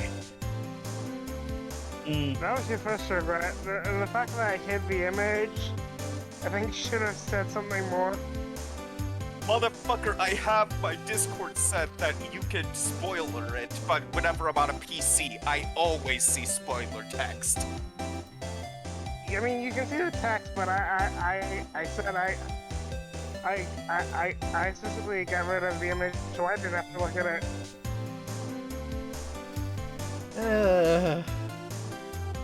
I'm just gonna file that away to I need bleach. And once again, I'm wishing I had alcohol instead of the cream soda. Aren't you forgetting something? You know, that little scene I happened to witness? The incident Lana stabbed Detective Goodman with a knife.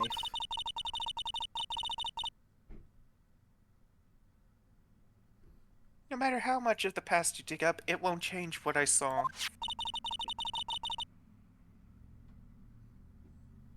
Roast beef is meant to be savored when eaten. Miss Starr's hatred towards Lana. It all dates back to 2 years ago. Yeah, I think we can safely say at this point that her views are definitively tinted by her own feelings towards Lana Skye.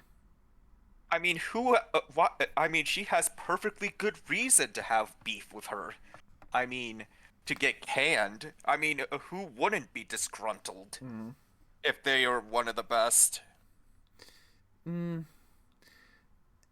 Yeah, be that as it may, but it is potentially affecting the investigation, and... Oh no, it is so affected it because, to be fair, even if she did see it, you would think that in most cases it would be a conflict of interest or be tainted if you already have negative views about so and so. Yeah. So given her personal history with the defendant, and her obvious animosity towards the defendant, yeah, that lends some issues with the credibility of her testimony, because let's just face it, at this point it seems like she basically has blinders on.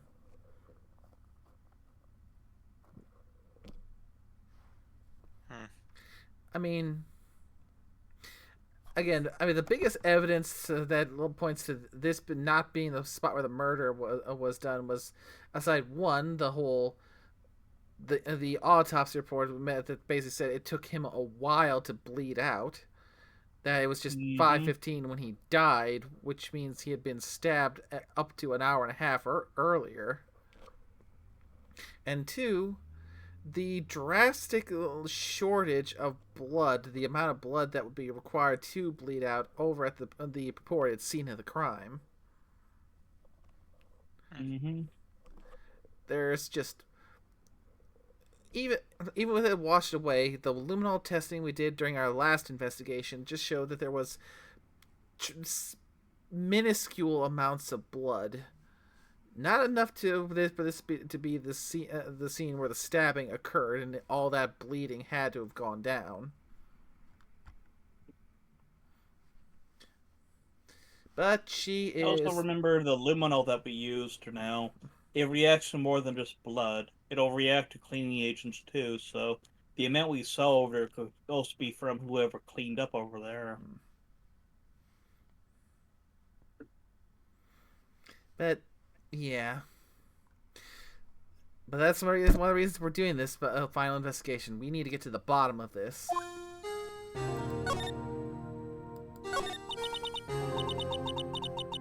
Joe Dark. That's a name I'll not soon forget.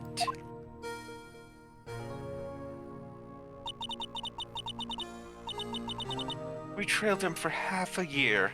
Oh, the pressure. Still, I don't think I was ever more alive than I was then. Those days were steamier than the bowl of hot gravy. Poor old Jake Marshall, must have been going through hell. You mean because of his brother's death? They were close, those two. After Neil died, something took over Jake. He became obsessed. Seeing Jake like that made her all the more desperate. Her? Lana Skye. My sister? The best of the best were put on the SL9 case. Of course, they were led by that legendary duo. Lana Skye and Gant. God damn it, I got the order too! Without seeing it actually come up.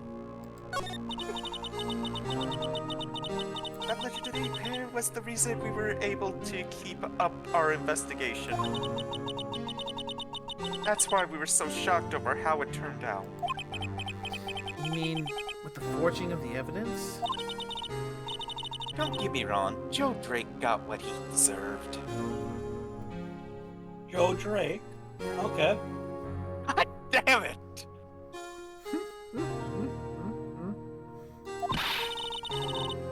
Still, it was obvious the evidence produced in court was being manipulated. Items our team never found would suddenly appear, while other items were kept secret. But you don't have proof anything illegal was done. I'm proof enough of what happened. After that case, all of us save Goodman were relieved of our duties. Most without even so much as an explanation. Then Lana Skye transferred to the prosecutor's office and became chief prosecutor. Lana always wanted to be a prosecutor. Nothing's quite as simple as it appears. Maybe take your own advice. Huh? Lana Skye was merely being used as a pawn. That's my take on the matter. She was being used?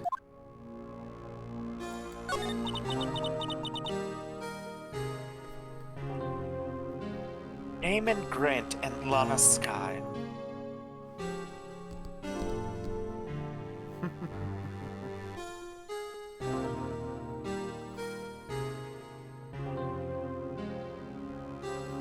One more for the counter.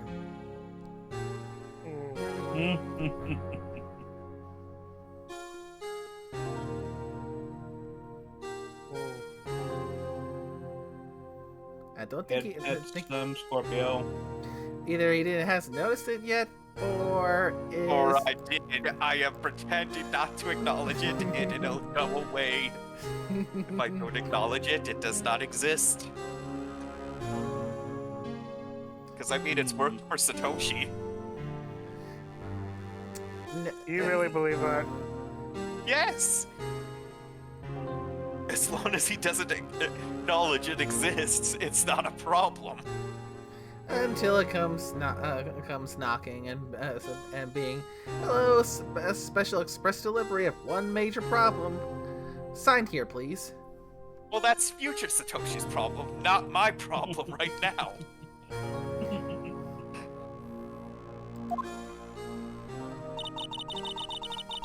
Yant leads the investigation with Lana's second in command. They were the best. They solved all kinds of cases together, didn't they? Damon Gant's magnetism in particular was almost unreal. His magnetism? By that, I mean his ability to attract evidence. He produced the most incredible evidence in the cases he handled. Incredible evidence? You mean... Oh, yes, there were rumors about him even back then. No one dared confront him, though.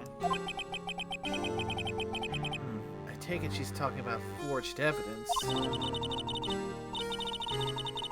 Back then, everyone looked up to Lana. All the detectives wanted to be like her.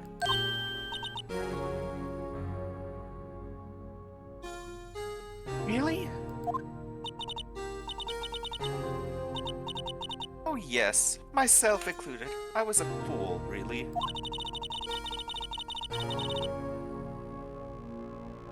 He hated anything crooked, and always watched out for the other detectives. That's why she was so concerned for Jake.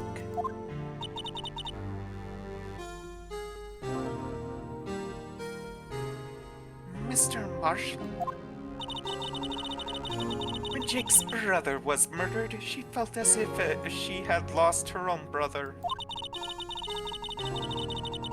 If it wasn't for her, I don't think Jake would ever have recovered from his shock.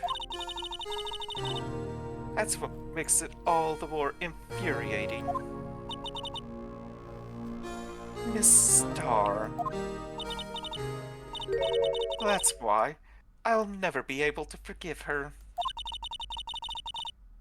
Why did she have to turn so cold after that?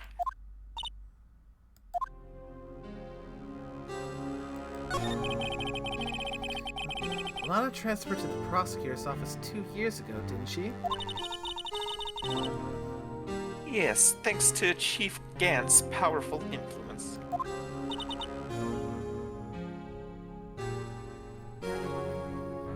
Chief.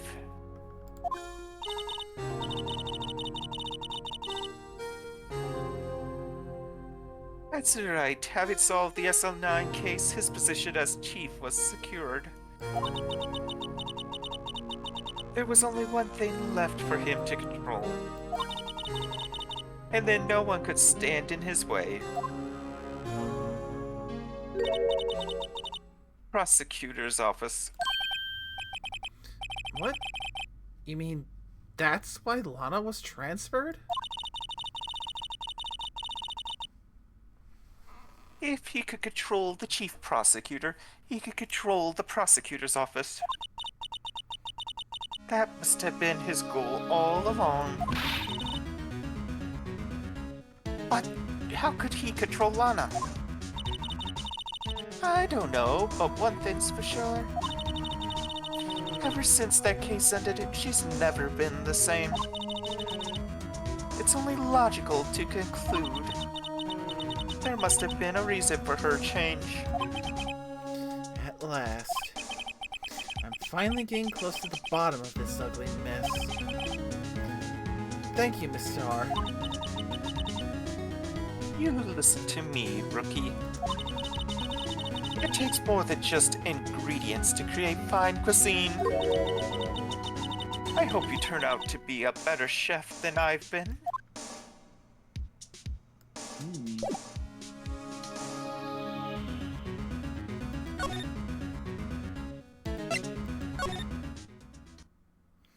I wonder if we've got what we need now.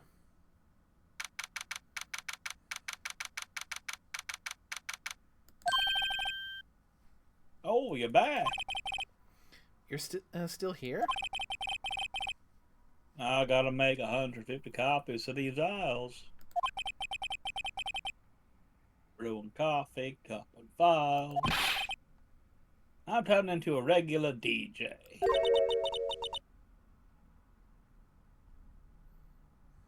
You're a DJ as well? If I'm not mistaken, I think he means desk jockey.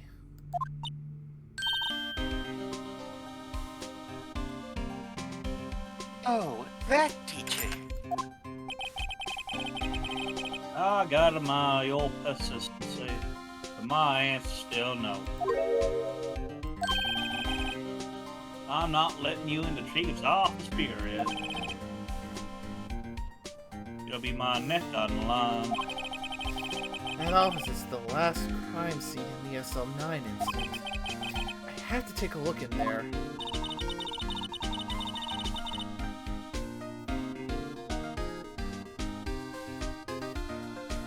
There's got to be something we can do that make the detective change his mind.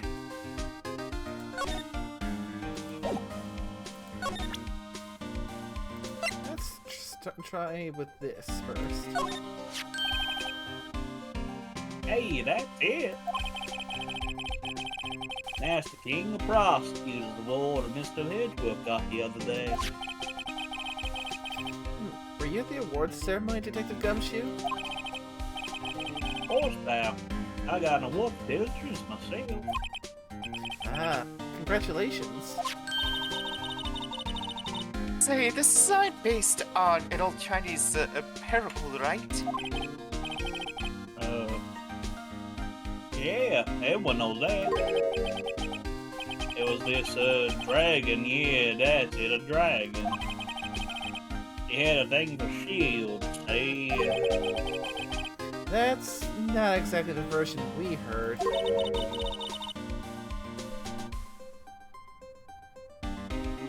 No, but this one sounds more exciting. In a way, it gets kinda gory after that. I'll spare you the details.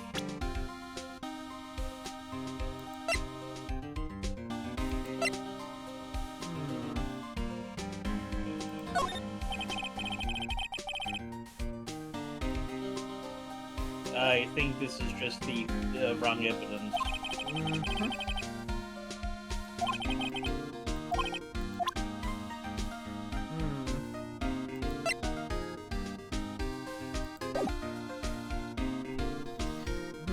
Do we have something else we need to find first?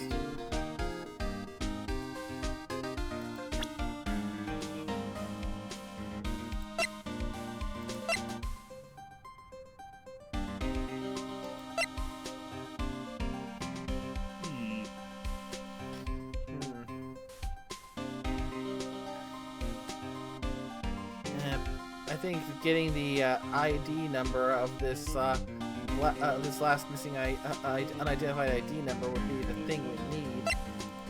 Maybe ask Edgeworth.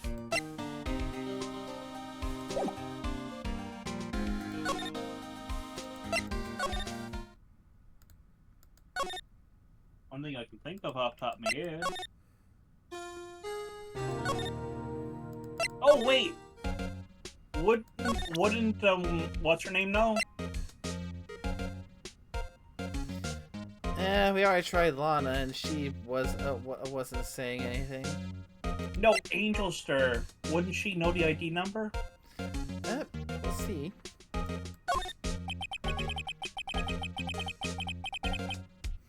It seems everything in this case is designed to cast doubt on me. Hey, don't look at me. Yes, I went into the evidence room on the day of the crime. Chief Gant asked me to do something.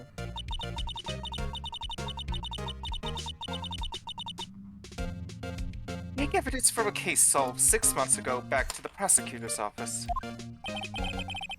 I have a locker in there as well. Did you notice anything amiss when you were in the evidence room? That room is always dark and I was in a hurry. I didn't see anything out of the ordinary.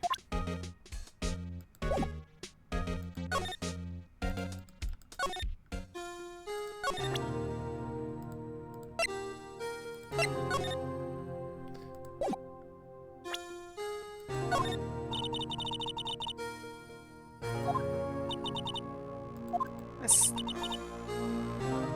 Yeah, I think it's just a no evidence thing. Gotcha. Shit. Okay, Scorpio, you got the thing in front of you. I think there's one thing. They brought attention to the paper Edgeworth that dropped to the desk. Maybe you could pick that up. Oh, yeah. The crumpled paper. Ah. I wonder what he was writing before. Come on, Mr. Wright, let's take a look. Are you crazy? Edgeworth is sitting right there. Just distract him. I'll check it out. Hey, Edgeworth.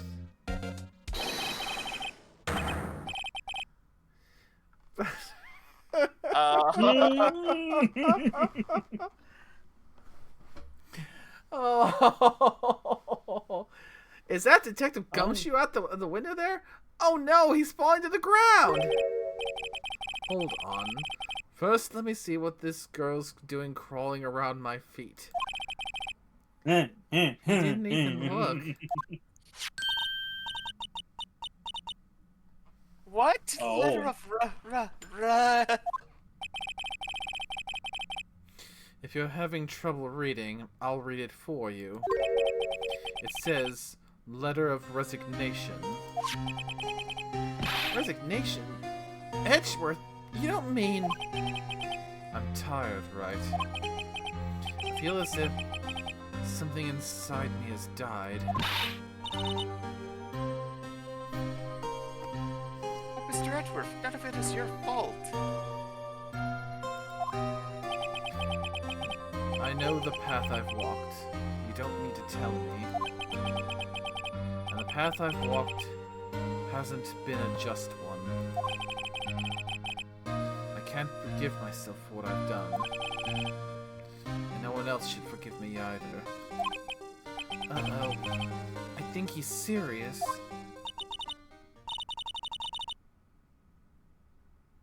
Mr. Wright, please, you have to do something. This letter of resignation. I wonder if I could use it for anything. Oh. Shoe.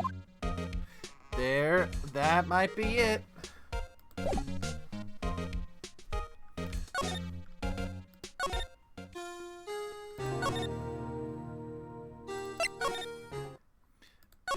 Yeah, if there's one person he will stick his neck out for, it's Edgeworth. Mm-hmm.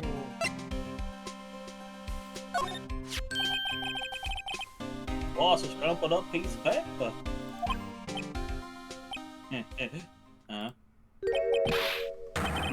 No way. Mr. Edgeworth can't be serious. Is he ever not serious? I can't believe they pushed him this far.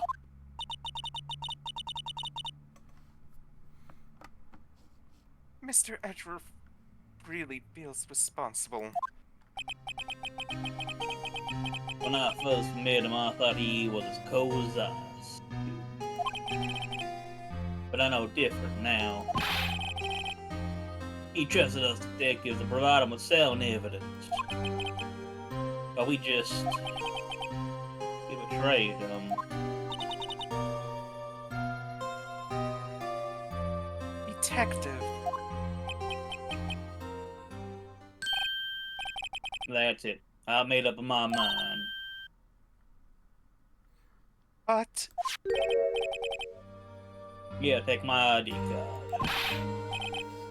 We can't do that. If someone found out... they would have let you off the hook with another lost item report. Look at me. It's no secret I'm already out of the loop. After all, I'm friends with Mr. Edgeworth. Depending on how this case turns out, I might already be as good as terminated. What? So at least let me do this, for Mr. Edgeworth's sake. Alright, Detective. Thank you.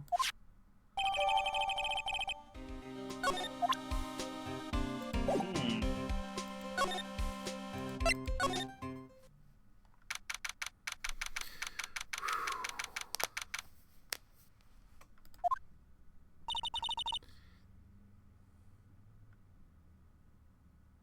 Here goes, Mr. Wright.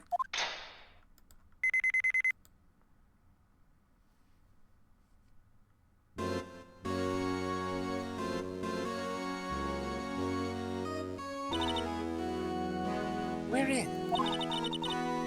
If anyone finds us now, Detective Gumshoe is a goner. That happens, I'm counting on you to bail me out.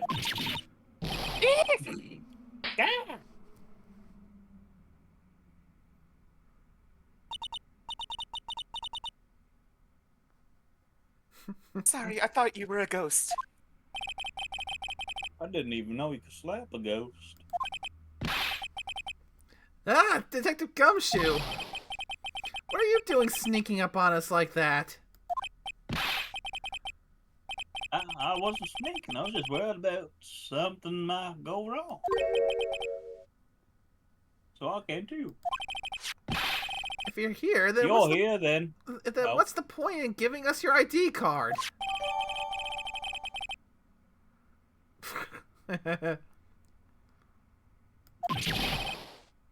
Hey, don't do that to my card. I hardly ever get a chance to come in here. So I figured I'd have a look around myself. Besides, we're all in this together now. You really do want to get fired, don't you? Now, if we're lucky, now come on, let's see what we can find out. I've got a bad feeling about this.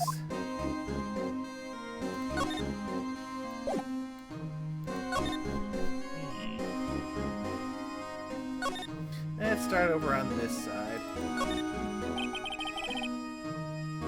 Look at that giant window. Makes you want to crash through and jump outside. This is the 15th floor. I know, I was just saying. Saying what? Ever since making a detective, I've always dreamed about doing something like that. Note to self, Detective Gumshoe has a lot of dreams. So long as he doesn't go crashing through that... So long as he doesn't go crashing through that window when he gets fired. Don't say that! I mean, there will only be a slight case of defenestration. Yeah, these shelves are mostly empty. It? Also, nice use of that word. You don't see that word come up too often. I mean, it's also funny when I actually get a card in the magic area that's just called that. And it also helps with Choco playing the defenestration series.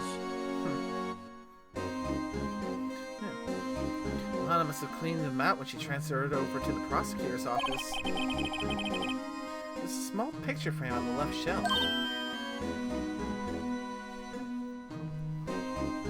Hey! This is when Lana and I went to that theme park.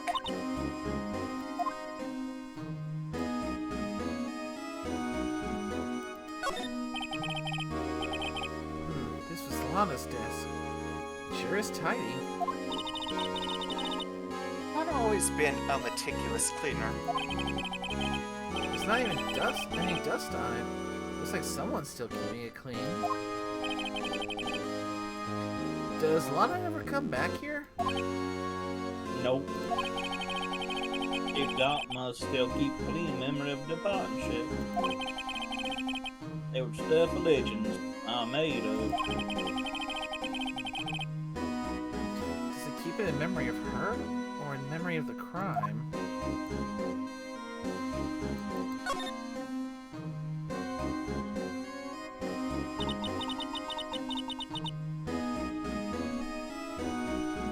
This was taken a day on that day 2 years ago. The day Joe Dark ran out of the questioning room and tried to kill Emma.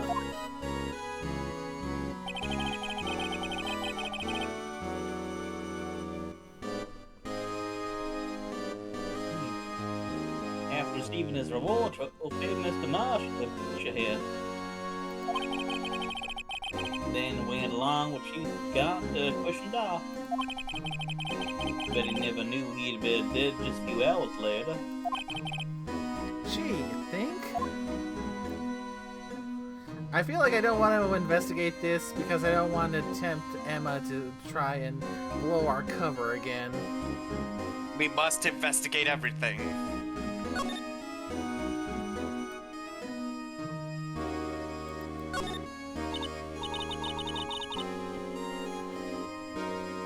Now look at the size of Chief Gant's desk. Speaking of that, when we were here earlier...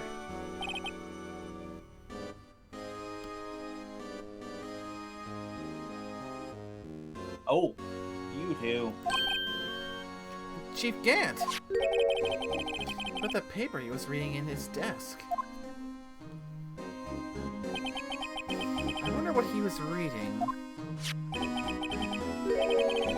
Just look like a list of evidence. A list of evidence? In most cases, the list runs twice as long as this, though. Hey, look at that case name. Huh. S09 incident. Wonder what this is doing here. Hold on, Detective. What did you just say? I said I wonder what. No, about the evidence lists. Normally they're twice as long. That's right, I guess there wasn't a lot of evidence. Passive's list of evidence. The list of evidence. It seems too short. Most lists run twice as long. What would the other half of the list be doing here? I knew it. The chief must be hiding something about that case. It would appear so.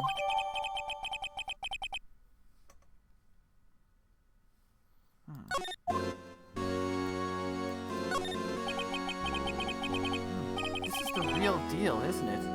This armor and these weapons?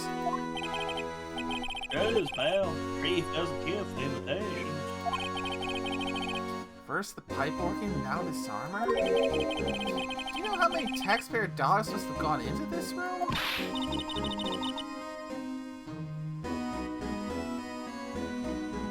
What? You mean we're paying for this?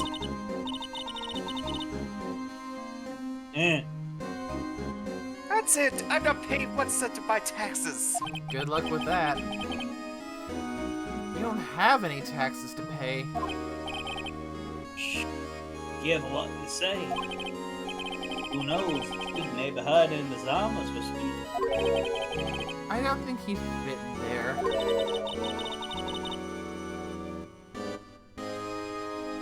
Even if he did, he'd never be able to get back out. Yeah, I mean, with that last thing, Emma, remember, not even the Joker is crazy enough to mess with the IRS. Uh-huh. It's canonically accurate. Mm-hmm. Cut it out. You guys don't know how scary that guy can be.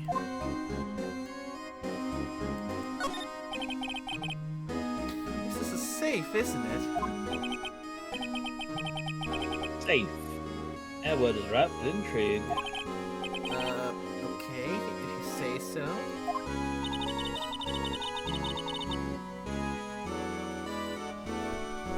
It looks like a code needs to be entered in this panel to open it.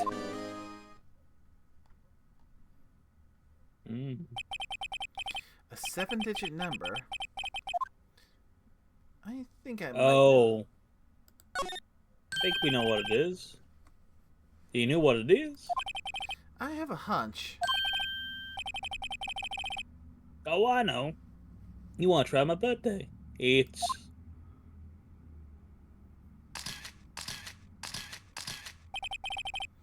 I have a better idea. Here goes nothing.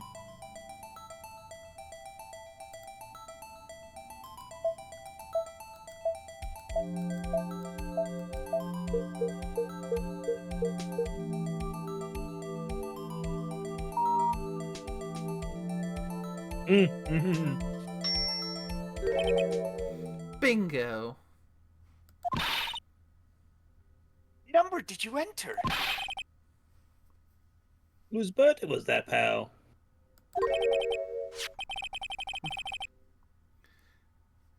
7 of 7s.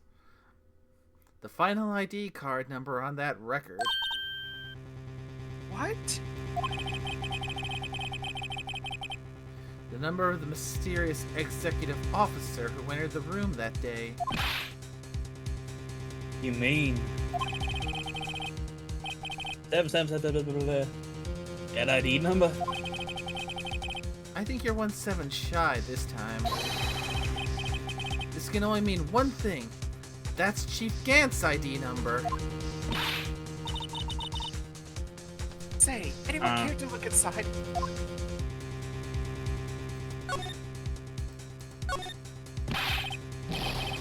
Is there any money in there? How much does he have stashed away? I cannot have half. So,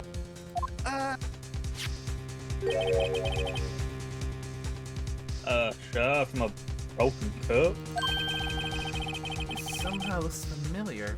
Where have I seen this before? there's something else in here too. What's this? It looks like a piece of leather cloth.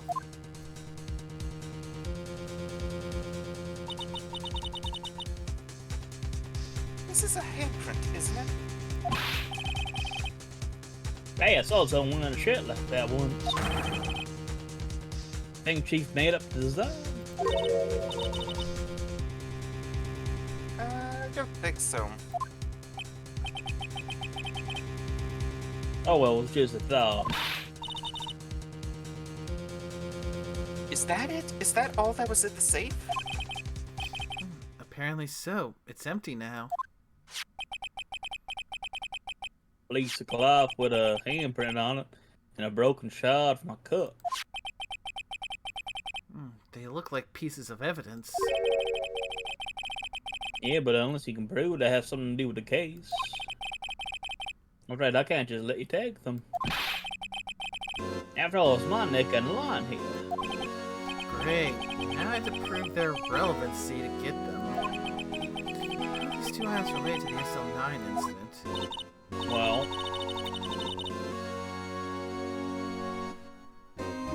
Come on, there's got to be something we can show the detective.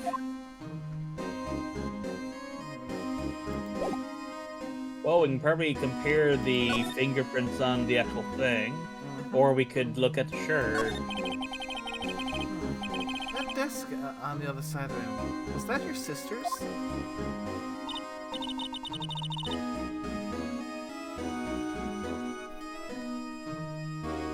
Yes, that's where I was waiting for Lana.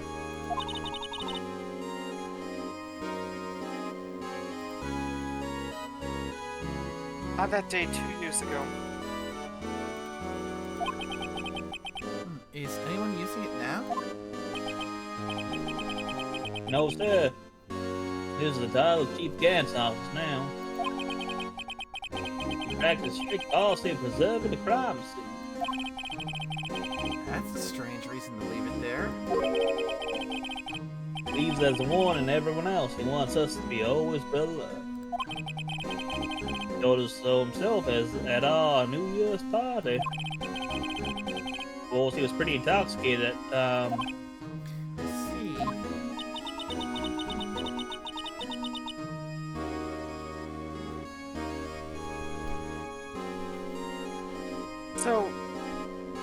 So ever since Lana left, no one ever touches the desk. No one except Chief Gaunt and the clean lady who's in here each morning. Still, 2 years have passed since that incident. There can't possibly be any clues remaining.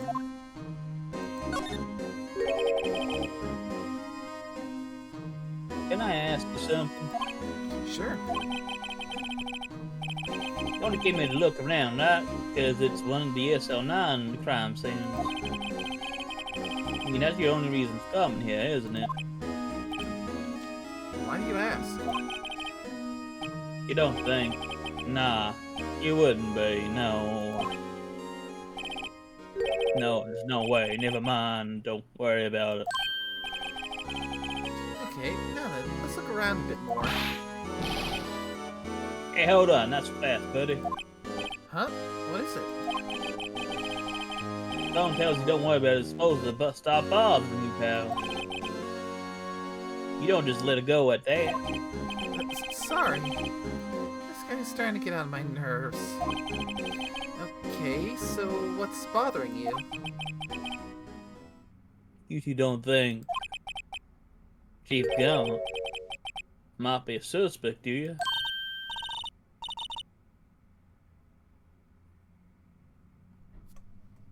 He's right, Mr. Wright. What do you think of him? Chief Gant. So it's finally come to this. What do I think of him? Perhaps it's best I don't divulge my feelings. Yet. There you go again. Ignore me again. That's the plan.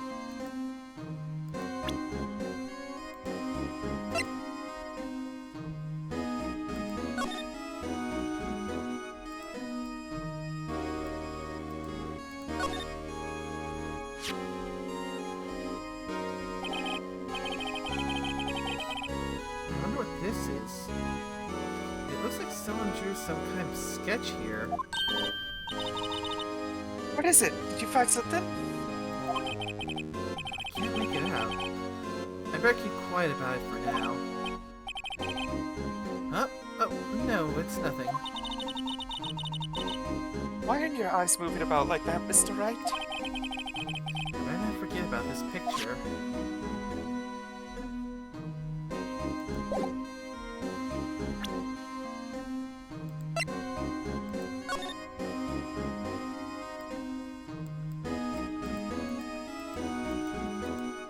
Kirby examined the shard by itself. Yeah, it's not in the court record yet. Oh.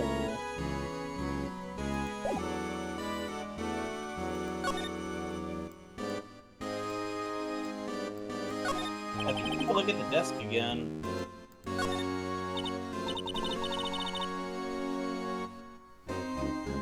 Oh, look at that size of Chief Gant's desk. Yeah, we found this inside the drawer. A list of evidence from the SL9 incident. Mr. Edgeworth had the other half of that list. What would this list be doing here? Let me look a little more into this list.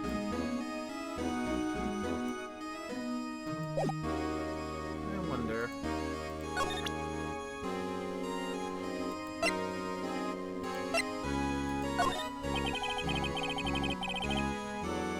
Sometimes I won't be able to give you any information. That's why I have to get it out of you. Get it all out of my system now. You understand, don't you?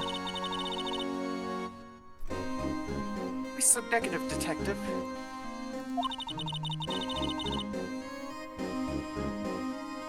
We do not want you to share your information, though. That would be counterintuitive what we're trying to do. Indeed. Oh, we do want you to share your information, though. I thought we were doing reverse psychology on him. You my phone up, never had anything you should have shared to begin with. I got to stay positive.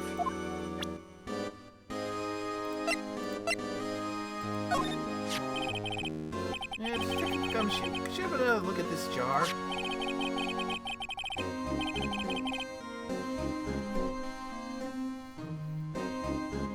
I remember when the three was put that back together. Oh, those were the days.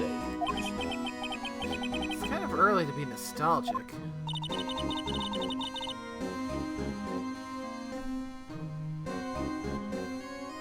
Isn't this jar a piece of evidence in that case? That's right. One of the shots had an SL9 incident sticking on it. Doesn't this ring any bells? You know, that fragment we just found? You mean this one? That was in the safe. Yes, that one. Was it in the, that was in the safe?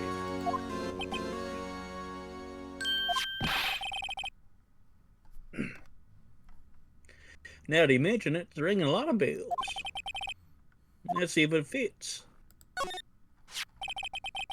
Here, let me see that shard. I'll take a crack at this. Go ahead, pal. Show us what a rookie can do.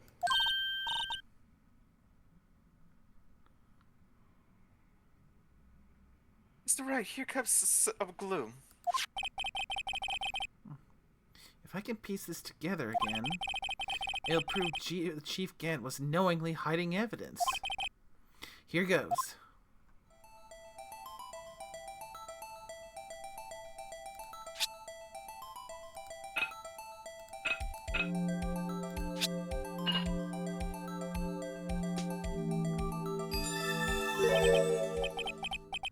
There, it fits like a charm. That, of course, means Chief Gant willingly and knowingly hid a piece of this jar in his safe. In other words, he concealed a piece of evidence from the SL9 incident.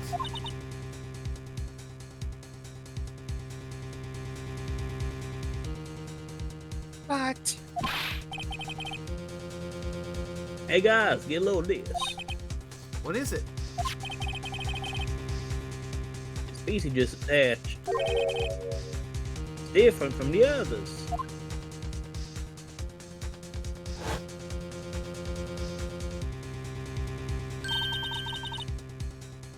there's a reddish line on it. A reddish line? That's blood! I don't get it. Oh, Chief can't hide this in the safe.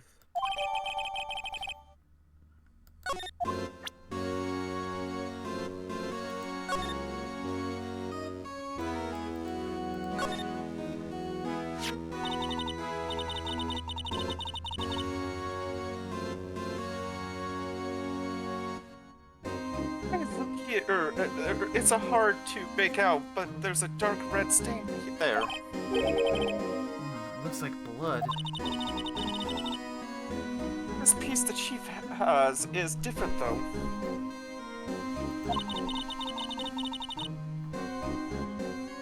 Blood stains on the other pieces are just spots. But this one's a line. That is odd.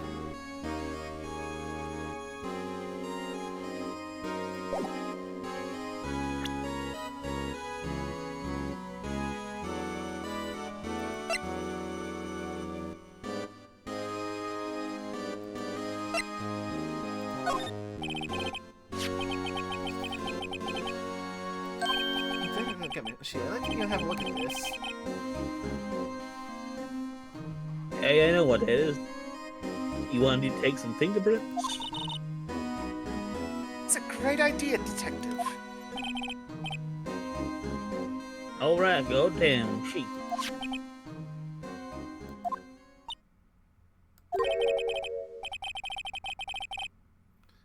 What are you doing? Why are you sticking out your hand like that? Go ahead, take my fingerprints.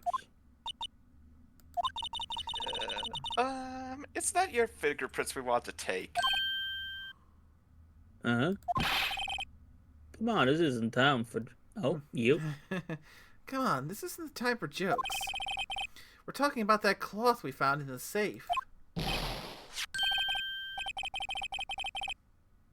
Oh, hey, I knew that. The one with the handprint on it, right? Geez, where's the sense of humor?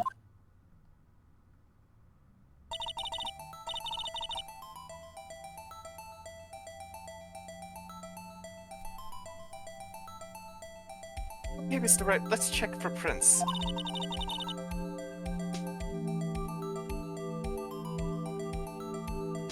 Sprinkle the powder on the cloth. And once they've been absorbed into the prints, blow the rest away. What are you, my mom? I don't have to be told 1,000,000 times. Alright, let's get this over with. Don't forget to press B to blow. Remember, just cover the entire screen. We want some things that we can face roll ourselves into all the cocaine you got in front of you.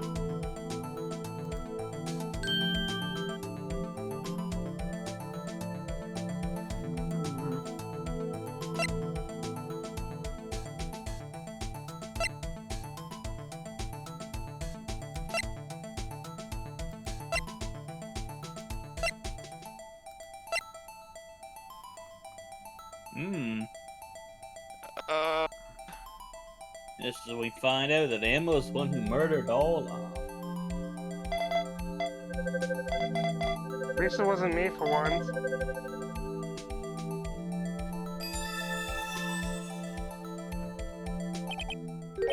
No. How can this be? What are Emma's fingerprints doing on here? Hey, you found a match. Whose fingerprints were they? Huh? Oh, it seems the prints are too old. They aren't clear enough to get a match. Oh, that's too bad. I thought they'd be Dark's fingerprints. Hey, you, over there. Over here. What's going on here? What are the kids' prints doing inside you safe? Don't ask me. Let's just keep this information from Emma for now. Yeah, maybe you should hold on to these.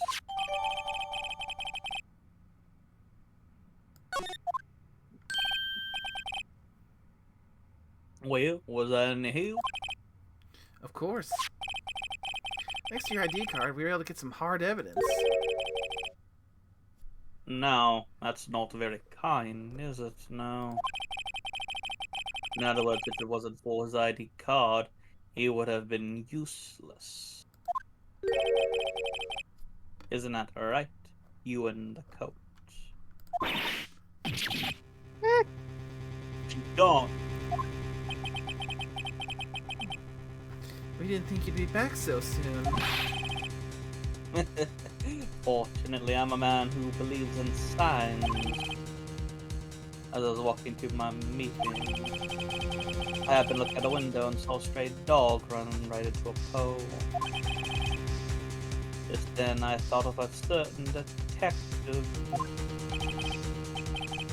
Do you maybe, sir? Now then, I'm afraid I'm gonna have to ask you all to leave. Yes, sir. Sorry. Oh, you and the cop. Me, sir? Drop off your ID on the way out. You won't be needing it anymore. But sir...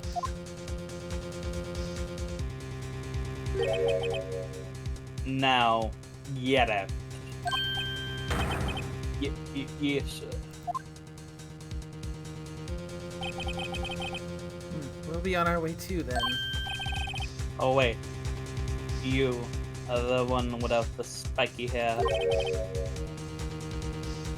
Don't go yet. Me, sir? I'd like a word with you.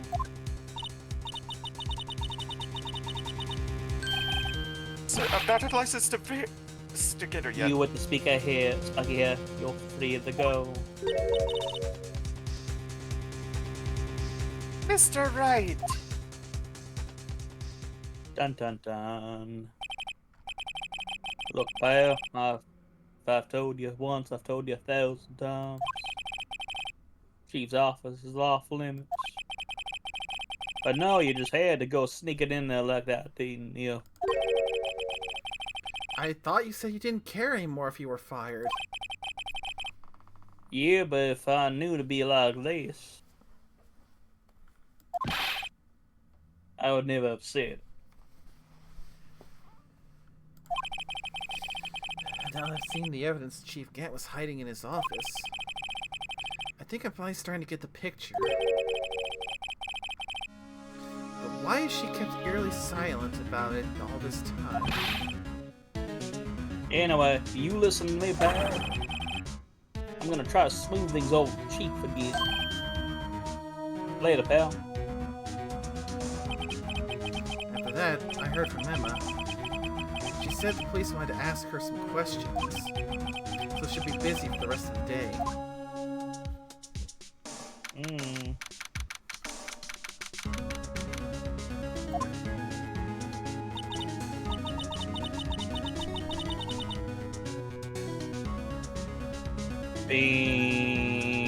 Oh, it's actually me. I've been waiting 500 years. I see, so the chief asked Emma to come in for questioning. Why do you get at me and not Scorpio when he's late? I mean with Scorpio too. Okay, fair enough. It's no use thinking about it. Tomorrow's the final day in court. I'm committed to doing everything I can to defend you, which is why I'm here.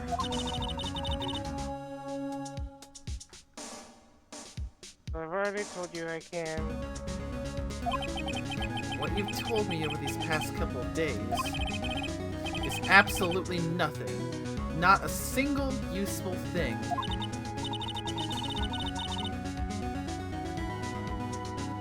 Really, I believe I did mention something quite important. I may have told you right at the beginning.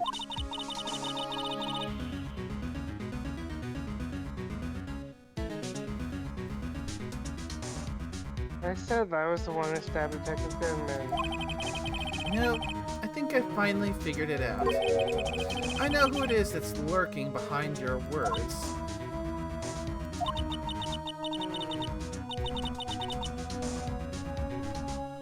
You did a good job mentoring you. I'm rather jealous.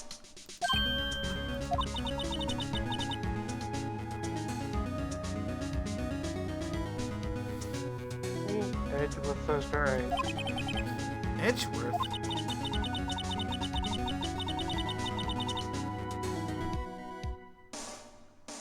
Once you're convinced you know something, no one can persuade you otherwise.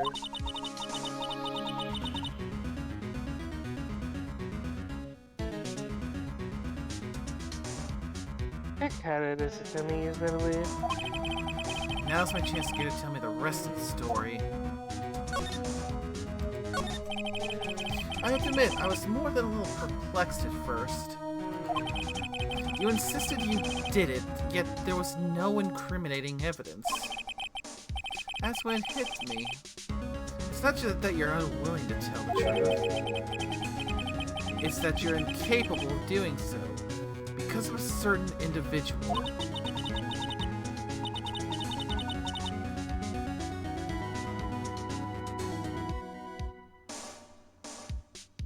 What an intriguing notion. It's an individual, you say? Do you think I'm protecting this person? Protecting? No. I think afraid of is more like it. If I'm not mistaken, the person questioned may have persuaded you to silence.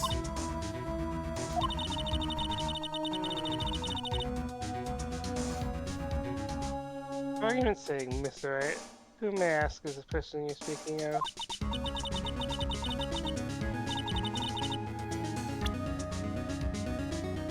He was Officer Gumshoe all along. How could he? I knew there was more to it. Goddamn gumshoe. Jesus, he's not doing too bad after now being 65. Oh, we can actually see the ages of each of these. How old's the guy? 22, okay. 33, okay. 36. 30, okay. He looks pretty rough for 30. He's a detective. Yeah. It comes with the job. I mean, he doesn't look that bad.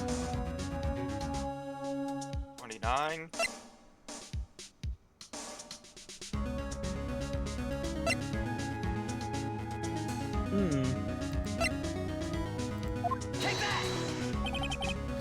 Well, Miss Sky,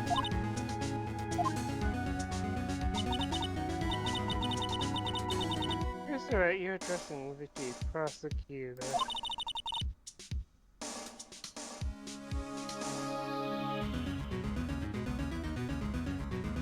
You have to get your place. I figured she's still not ready to spill the beans. My apologies.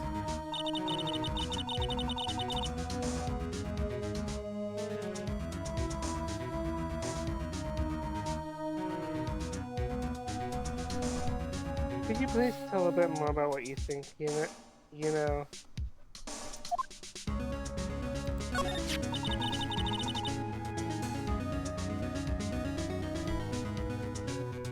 We were partners until 2 years ago.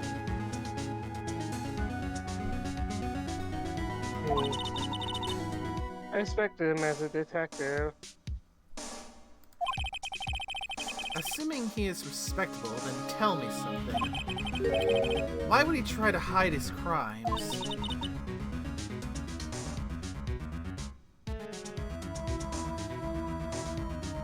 His crimes?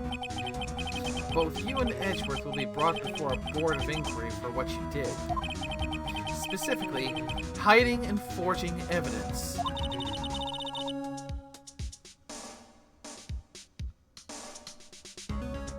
Of course, there are serious offenses. Why is it, though, that Chief Gant's name was never mentioned?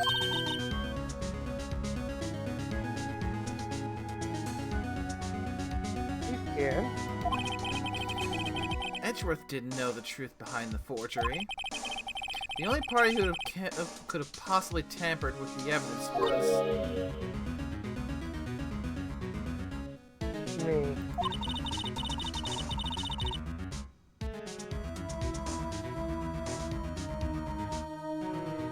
I had access because I was second commander of that investigation. Yes, you.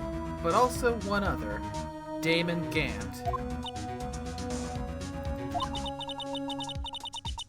You intend to accuse Chief Gant only more than just words.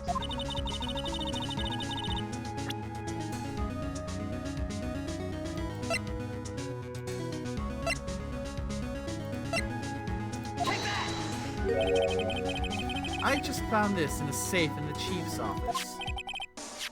This jar piece and this piece of cloth. Do you know what these are? They're pieces of evidence from the SL9 incident.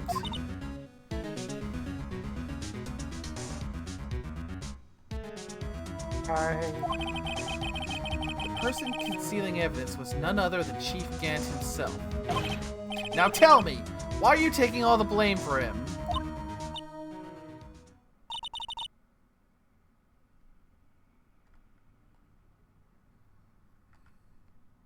Touche, Mr. Red.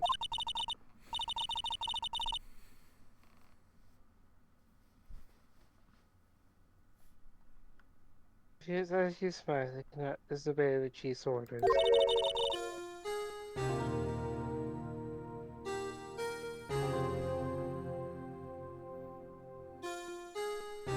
Even if it means I'm guilty of murder. Why not?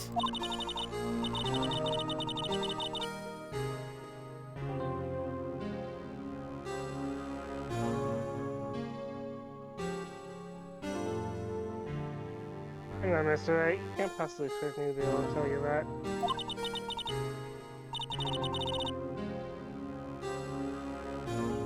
Three days ago, I had no choice but to cooperate. Blech. In the murder of Detective Goodman.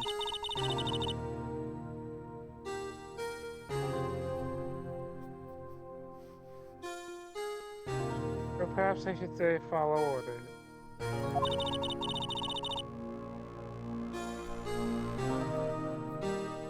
Yes, that's more accurate than cooperate.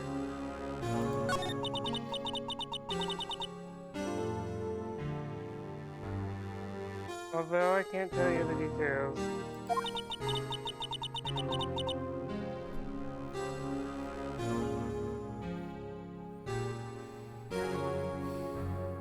I can say that I was given an order that day. I assume that's, I assume believe that's that's a cheat. Poke source. Oh, That's I a assume can. that I need you to dispose of Bruce Goodman's body. You'll find it inside the trunk of Miles Edgeworth's car.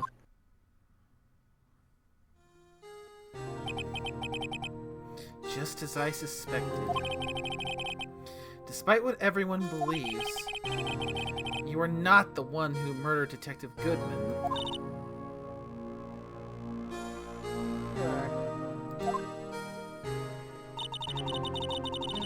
trying to take the body out of Edge's car.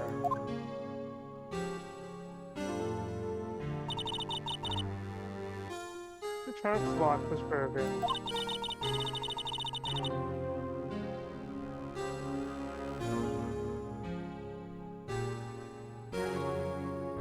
And I discovered the murder weapon while inspecting the body. The murder weapon? You mean Edgeworth's knife?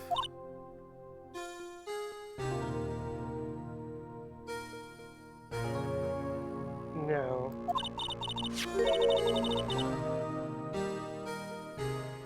When I found the body, this was when I stuck in it. Knife from the SL9 incident. Serial killer Joe Dark's knife. I couldn't just leave that knife in him. I took it out, stabbed him with another knife. That would be Edgeworth's knife. That's right. And then he was already dead. My hands were shaking at the thought of stabbing him.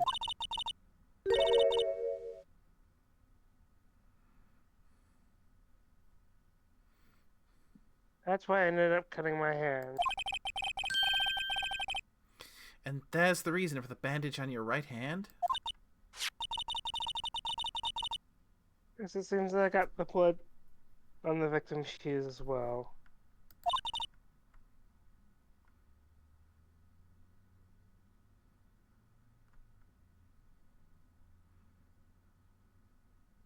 And then...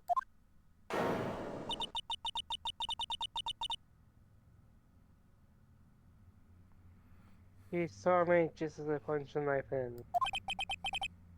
Miss Starr, huh?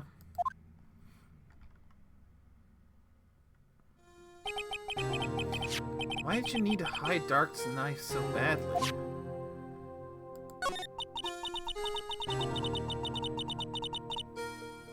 A lot of work to finally close the Dark case 2 years ago. It was over with. I didn't ever want to be opened again.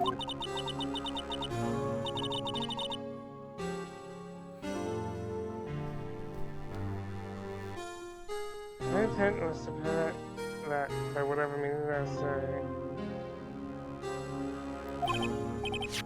So, you hid Dark's knife.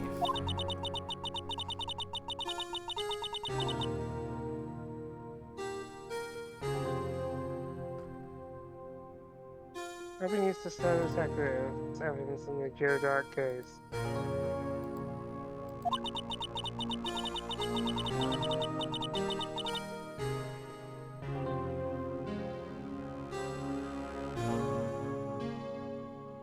But if we got out, which it would, I was both had a field day with that. So you wrapped the knife in your scarf and hid it. An Edgeworth's exhaust pipe.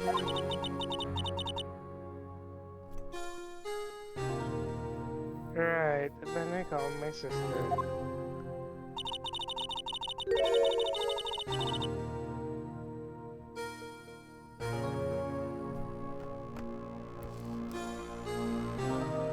Hello, what happened in the ask her hide the knife that was inside my muffler. You asked Emma? I didn't want anyone on the force to know about this. That would explain why Emma is so confident about Lana's innocence.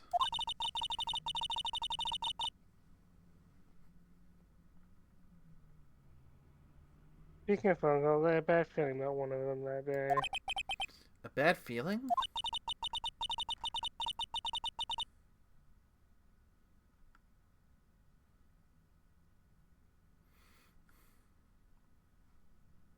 The truth is, after I see this orders from Chief Brand,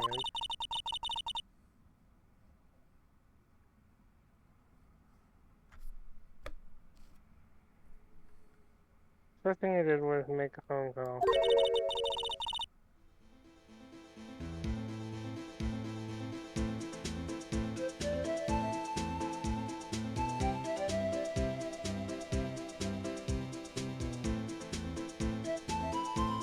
A phone call to the patrolman Jake Marshall.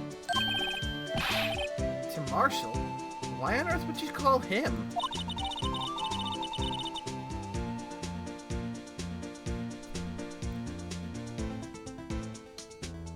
The lead investigator for the SL9 incident had been murdered.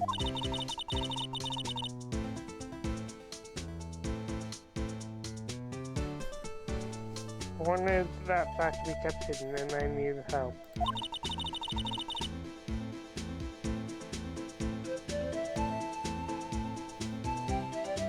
She's the only other person I could trust.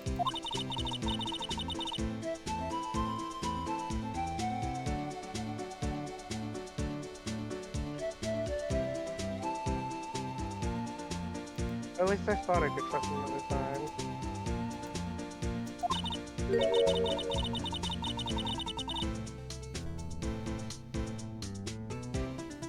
However, it seems that I spoke to him and he went off on an escapade on his own. I believe it's pronounced escapade. Yeah. It is paid. Escapade, escapade, escapade. Oh, you mean...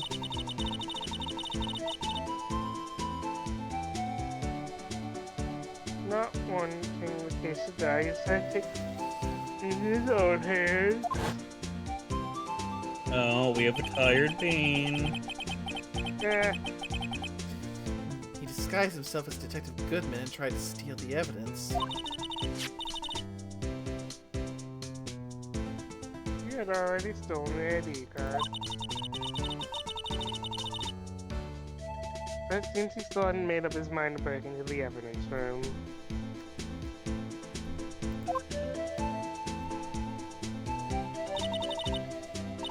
After my phone call, any remaining doubts that he had must have disappeared. So your phone call caused the incident in the evidence room.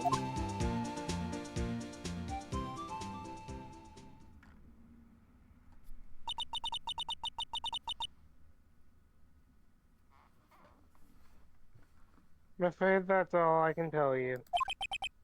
But Lana...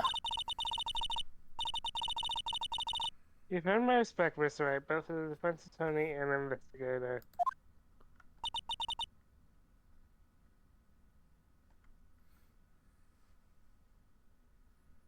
Oh, please.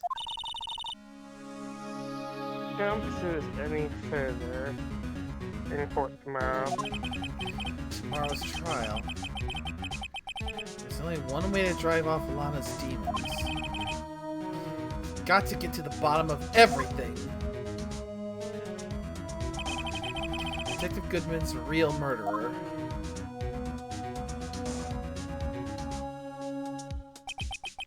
And what went down in the chief's office 2 years ago.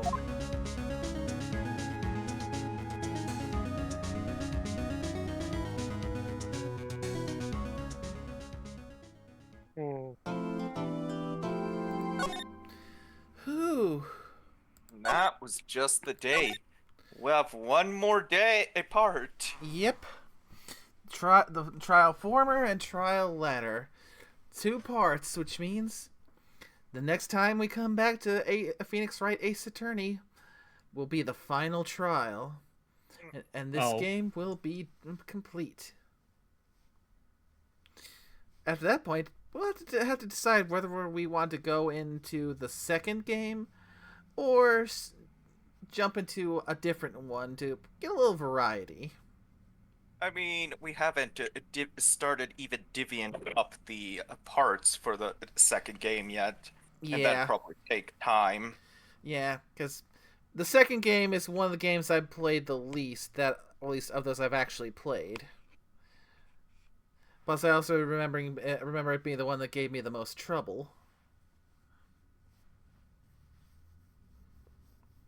So, we might have to be willing to look at some stuff up if we get stuck when we get to that one, because I have a feeling we're going to get stuck a bit. Look stuff up and make sure we actually do the research that when we actually do divvy the characters, what we assume don't end up coming back. Like with what happened with Case 5, and making sure those of returning genre get reprieved of their original roles. Which probably make things easier. I'm more willing to murder myself again. I mean, so glad that you brought that up with how Case at the second game starts. It's the second. Yeah, I think it's the second that it does that. God damn it! So funny you brought that up. I murder myself again. I can't say. That would be spoilers. You'll just have to wait and see. It's called Google. Don't you you dare. I like how you guys don't believe I haven't done this already before in the past. I thought you were going to make the comment that we said "don't you dare" at the same time. It's more so the fact that I've done this before. I've looked up Phoenix Wright stuff before, I just don't remember all of it. Well, you are now being put in embargo on looking up Phoenix Wright. Mm-hmm. Uh-huh. He says already on a page. Close it immediately. No. Okay. Okay, fine. Jeez. I will send a corrections officer to your house. Me. Anywho. But yeah, that's going to wrap it up for tonight. So yeah, next time we come back to this one, it'll be the final trial in the first ever Phoenix Wright game. And we still have a fair few twists and turnabouts left to uncover because... I mean, the plot is thickening. Mm-hmm. They're thickening this plot. I mean, how else is it going to be bootylicious? But, yeah.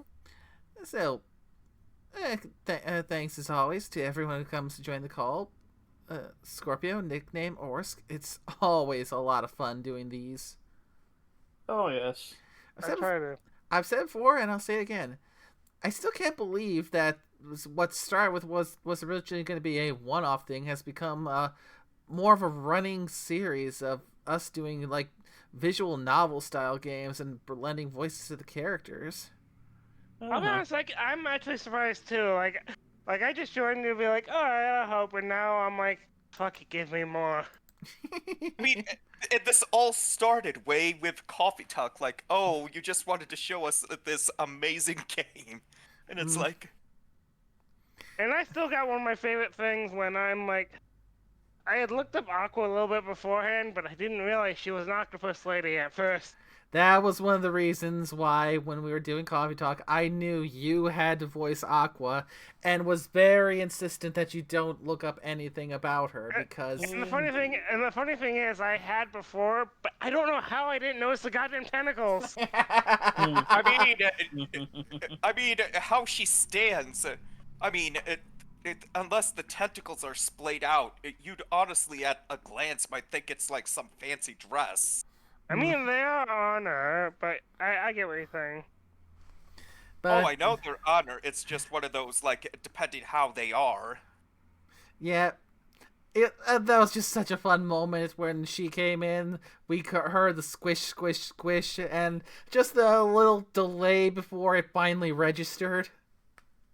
Yeah, when I'm like, I knew about her. I knew she had the one thing, but I didn't know the goddamn tentacles. And now we have Tokyo at one point. Whenever that ends up coming out. But we also need to do Tavern Talk.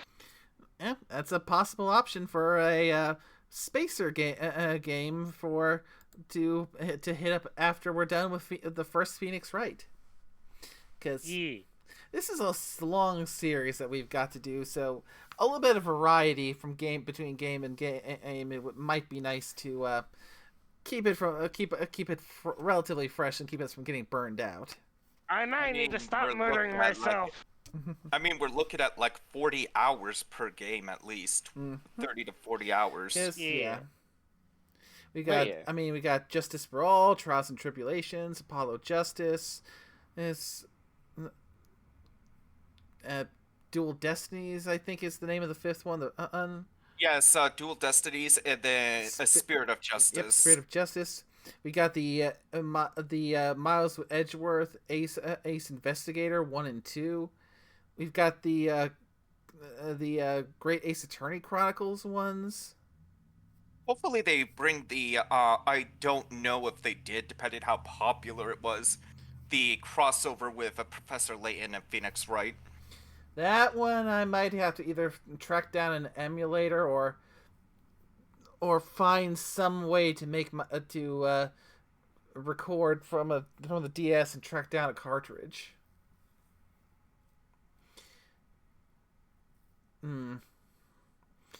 So yeah, the Professor Layton crossover is the one that's a little iffy on whether or not we're going to be able to actually play it on stream, or we might just have an off-stream viewing of the game going.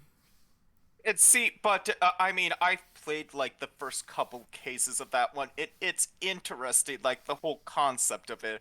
I mean, like Ace Attorney in the era of witches, you know there's gonna be shenanigans.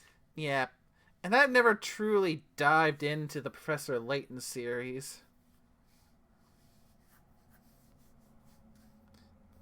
I mean, it's one of those niche series. Like, I've heard of other games, and it's like, oh, it's a thing that existed.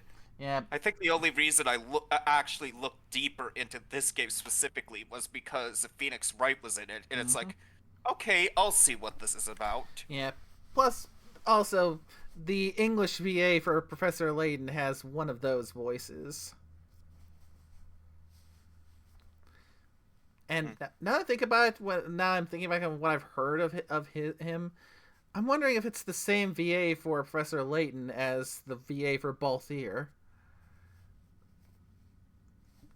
Because thinking about it, the voices do sound alike, so it could be the same VA for both characters.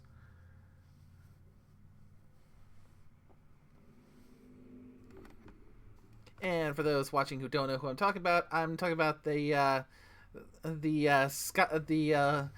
dashing rogue sky pirate in Final Fantasy XII.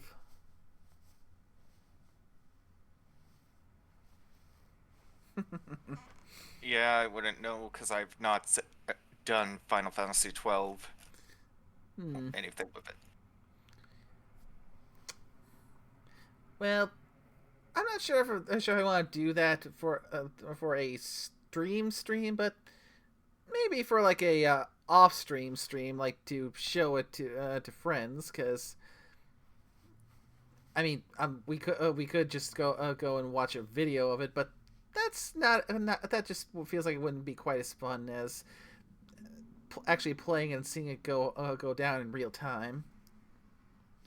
Though I will if we do that, like one of the things I like to do is there's a spot that if you set your gambits up right, you can set it to just auto grind to farm experience, so you can just level up like crazy. Just let it go overnight. So yeah, I like to take advantage of that sometimes, because remember, I'm the kind of person who likes to level to stupid.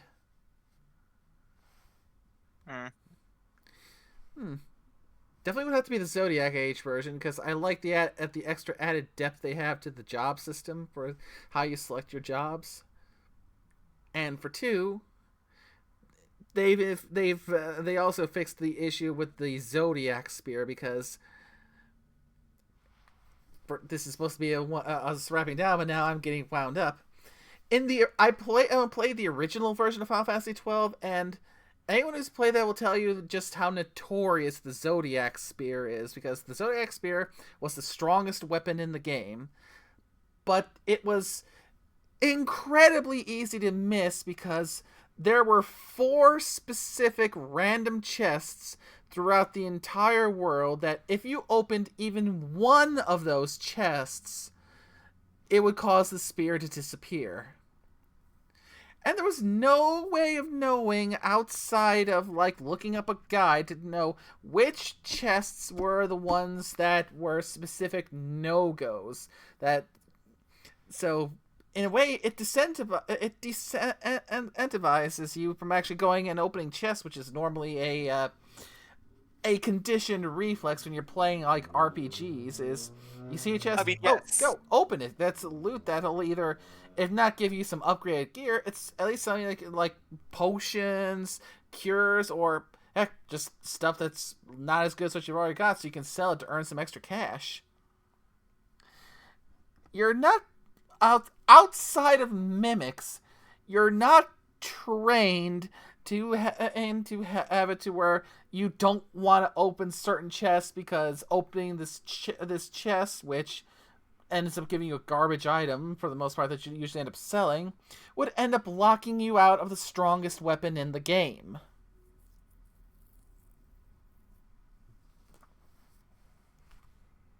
Granted, Final Fantasy has had some rather bullshit strongest weapons in the game to get, because the ultimate weapon's in 10. Ooh, delally. Like, getting the things you need for Tidus's weapon involves getting that chocobo race, which has a lot of luck, and they're not exactly all that well controlled, but you have to basically finish that one chocobo race with a net time of 0 seconds. I'm sorry.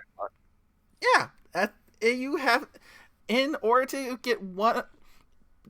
Long story short, in order to get a character's ultimate weapon, you need to get the weapon itself, and you need to get a sigil and a crest, which you can use to fully unlock the weapon and make it and power it up. So, to get one of Tidus's items, you have to complete a chocobo race minigame and finish the race with a net time of 0 seconds.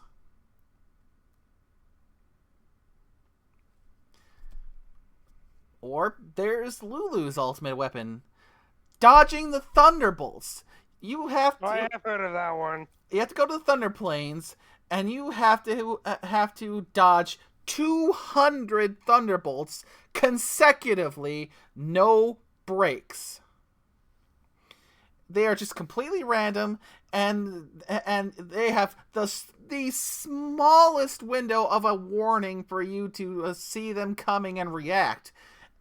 And if you go to another area, to the area with a save space, you can like save. it resets your progress. You have to do it all at once, and if you get hit just once, restart all over again. Or Wakas, which means you have to play a lot of Blitzball. And while I like Blitzball as a concept, the execution in 10, well, I wouldn't mind a standalone Blitzball side game with better refined mechanics, but yeah, it's a lot of grinding for that to get to try and find and recruit the best players and build your ace team and just win enough matches, get them leveled up. Oh, the Excalibur 2 and Final Fantasy 9. That one is also quite infamous. Because basically, if you want to get the Excalibur 2, which is the strongest sword that you can give Steiner, you have to get to where the thing is at, which is pretty far in, close to the end of the game, in a very short amount of time. Meaning, if you want Steiner's strongest weapon, you've got to speed run the game. So, yeah, that's just an example of some of the strongest weapons in Final Fantasy games that are complete bullcrap to try and get your hands on. Just like this conversation, it's beautiful, but Yeah. Yeah, I definitely want to get more Final Fantasy going outside of 14 over here, because it's a series I love. Even with all the quirks and some things that can be a little frustrating, I still love the series overall. I mean, yes, tell us you love the series without saying you love the series. I mean, I'm passionate about it, all right?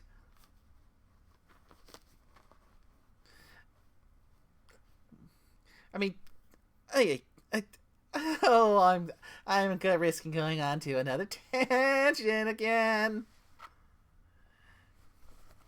You might want to do a stream wrap up before you do that. Or finish the stream wrap up, because we started, but then I went on one of my tangents. So, yeah.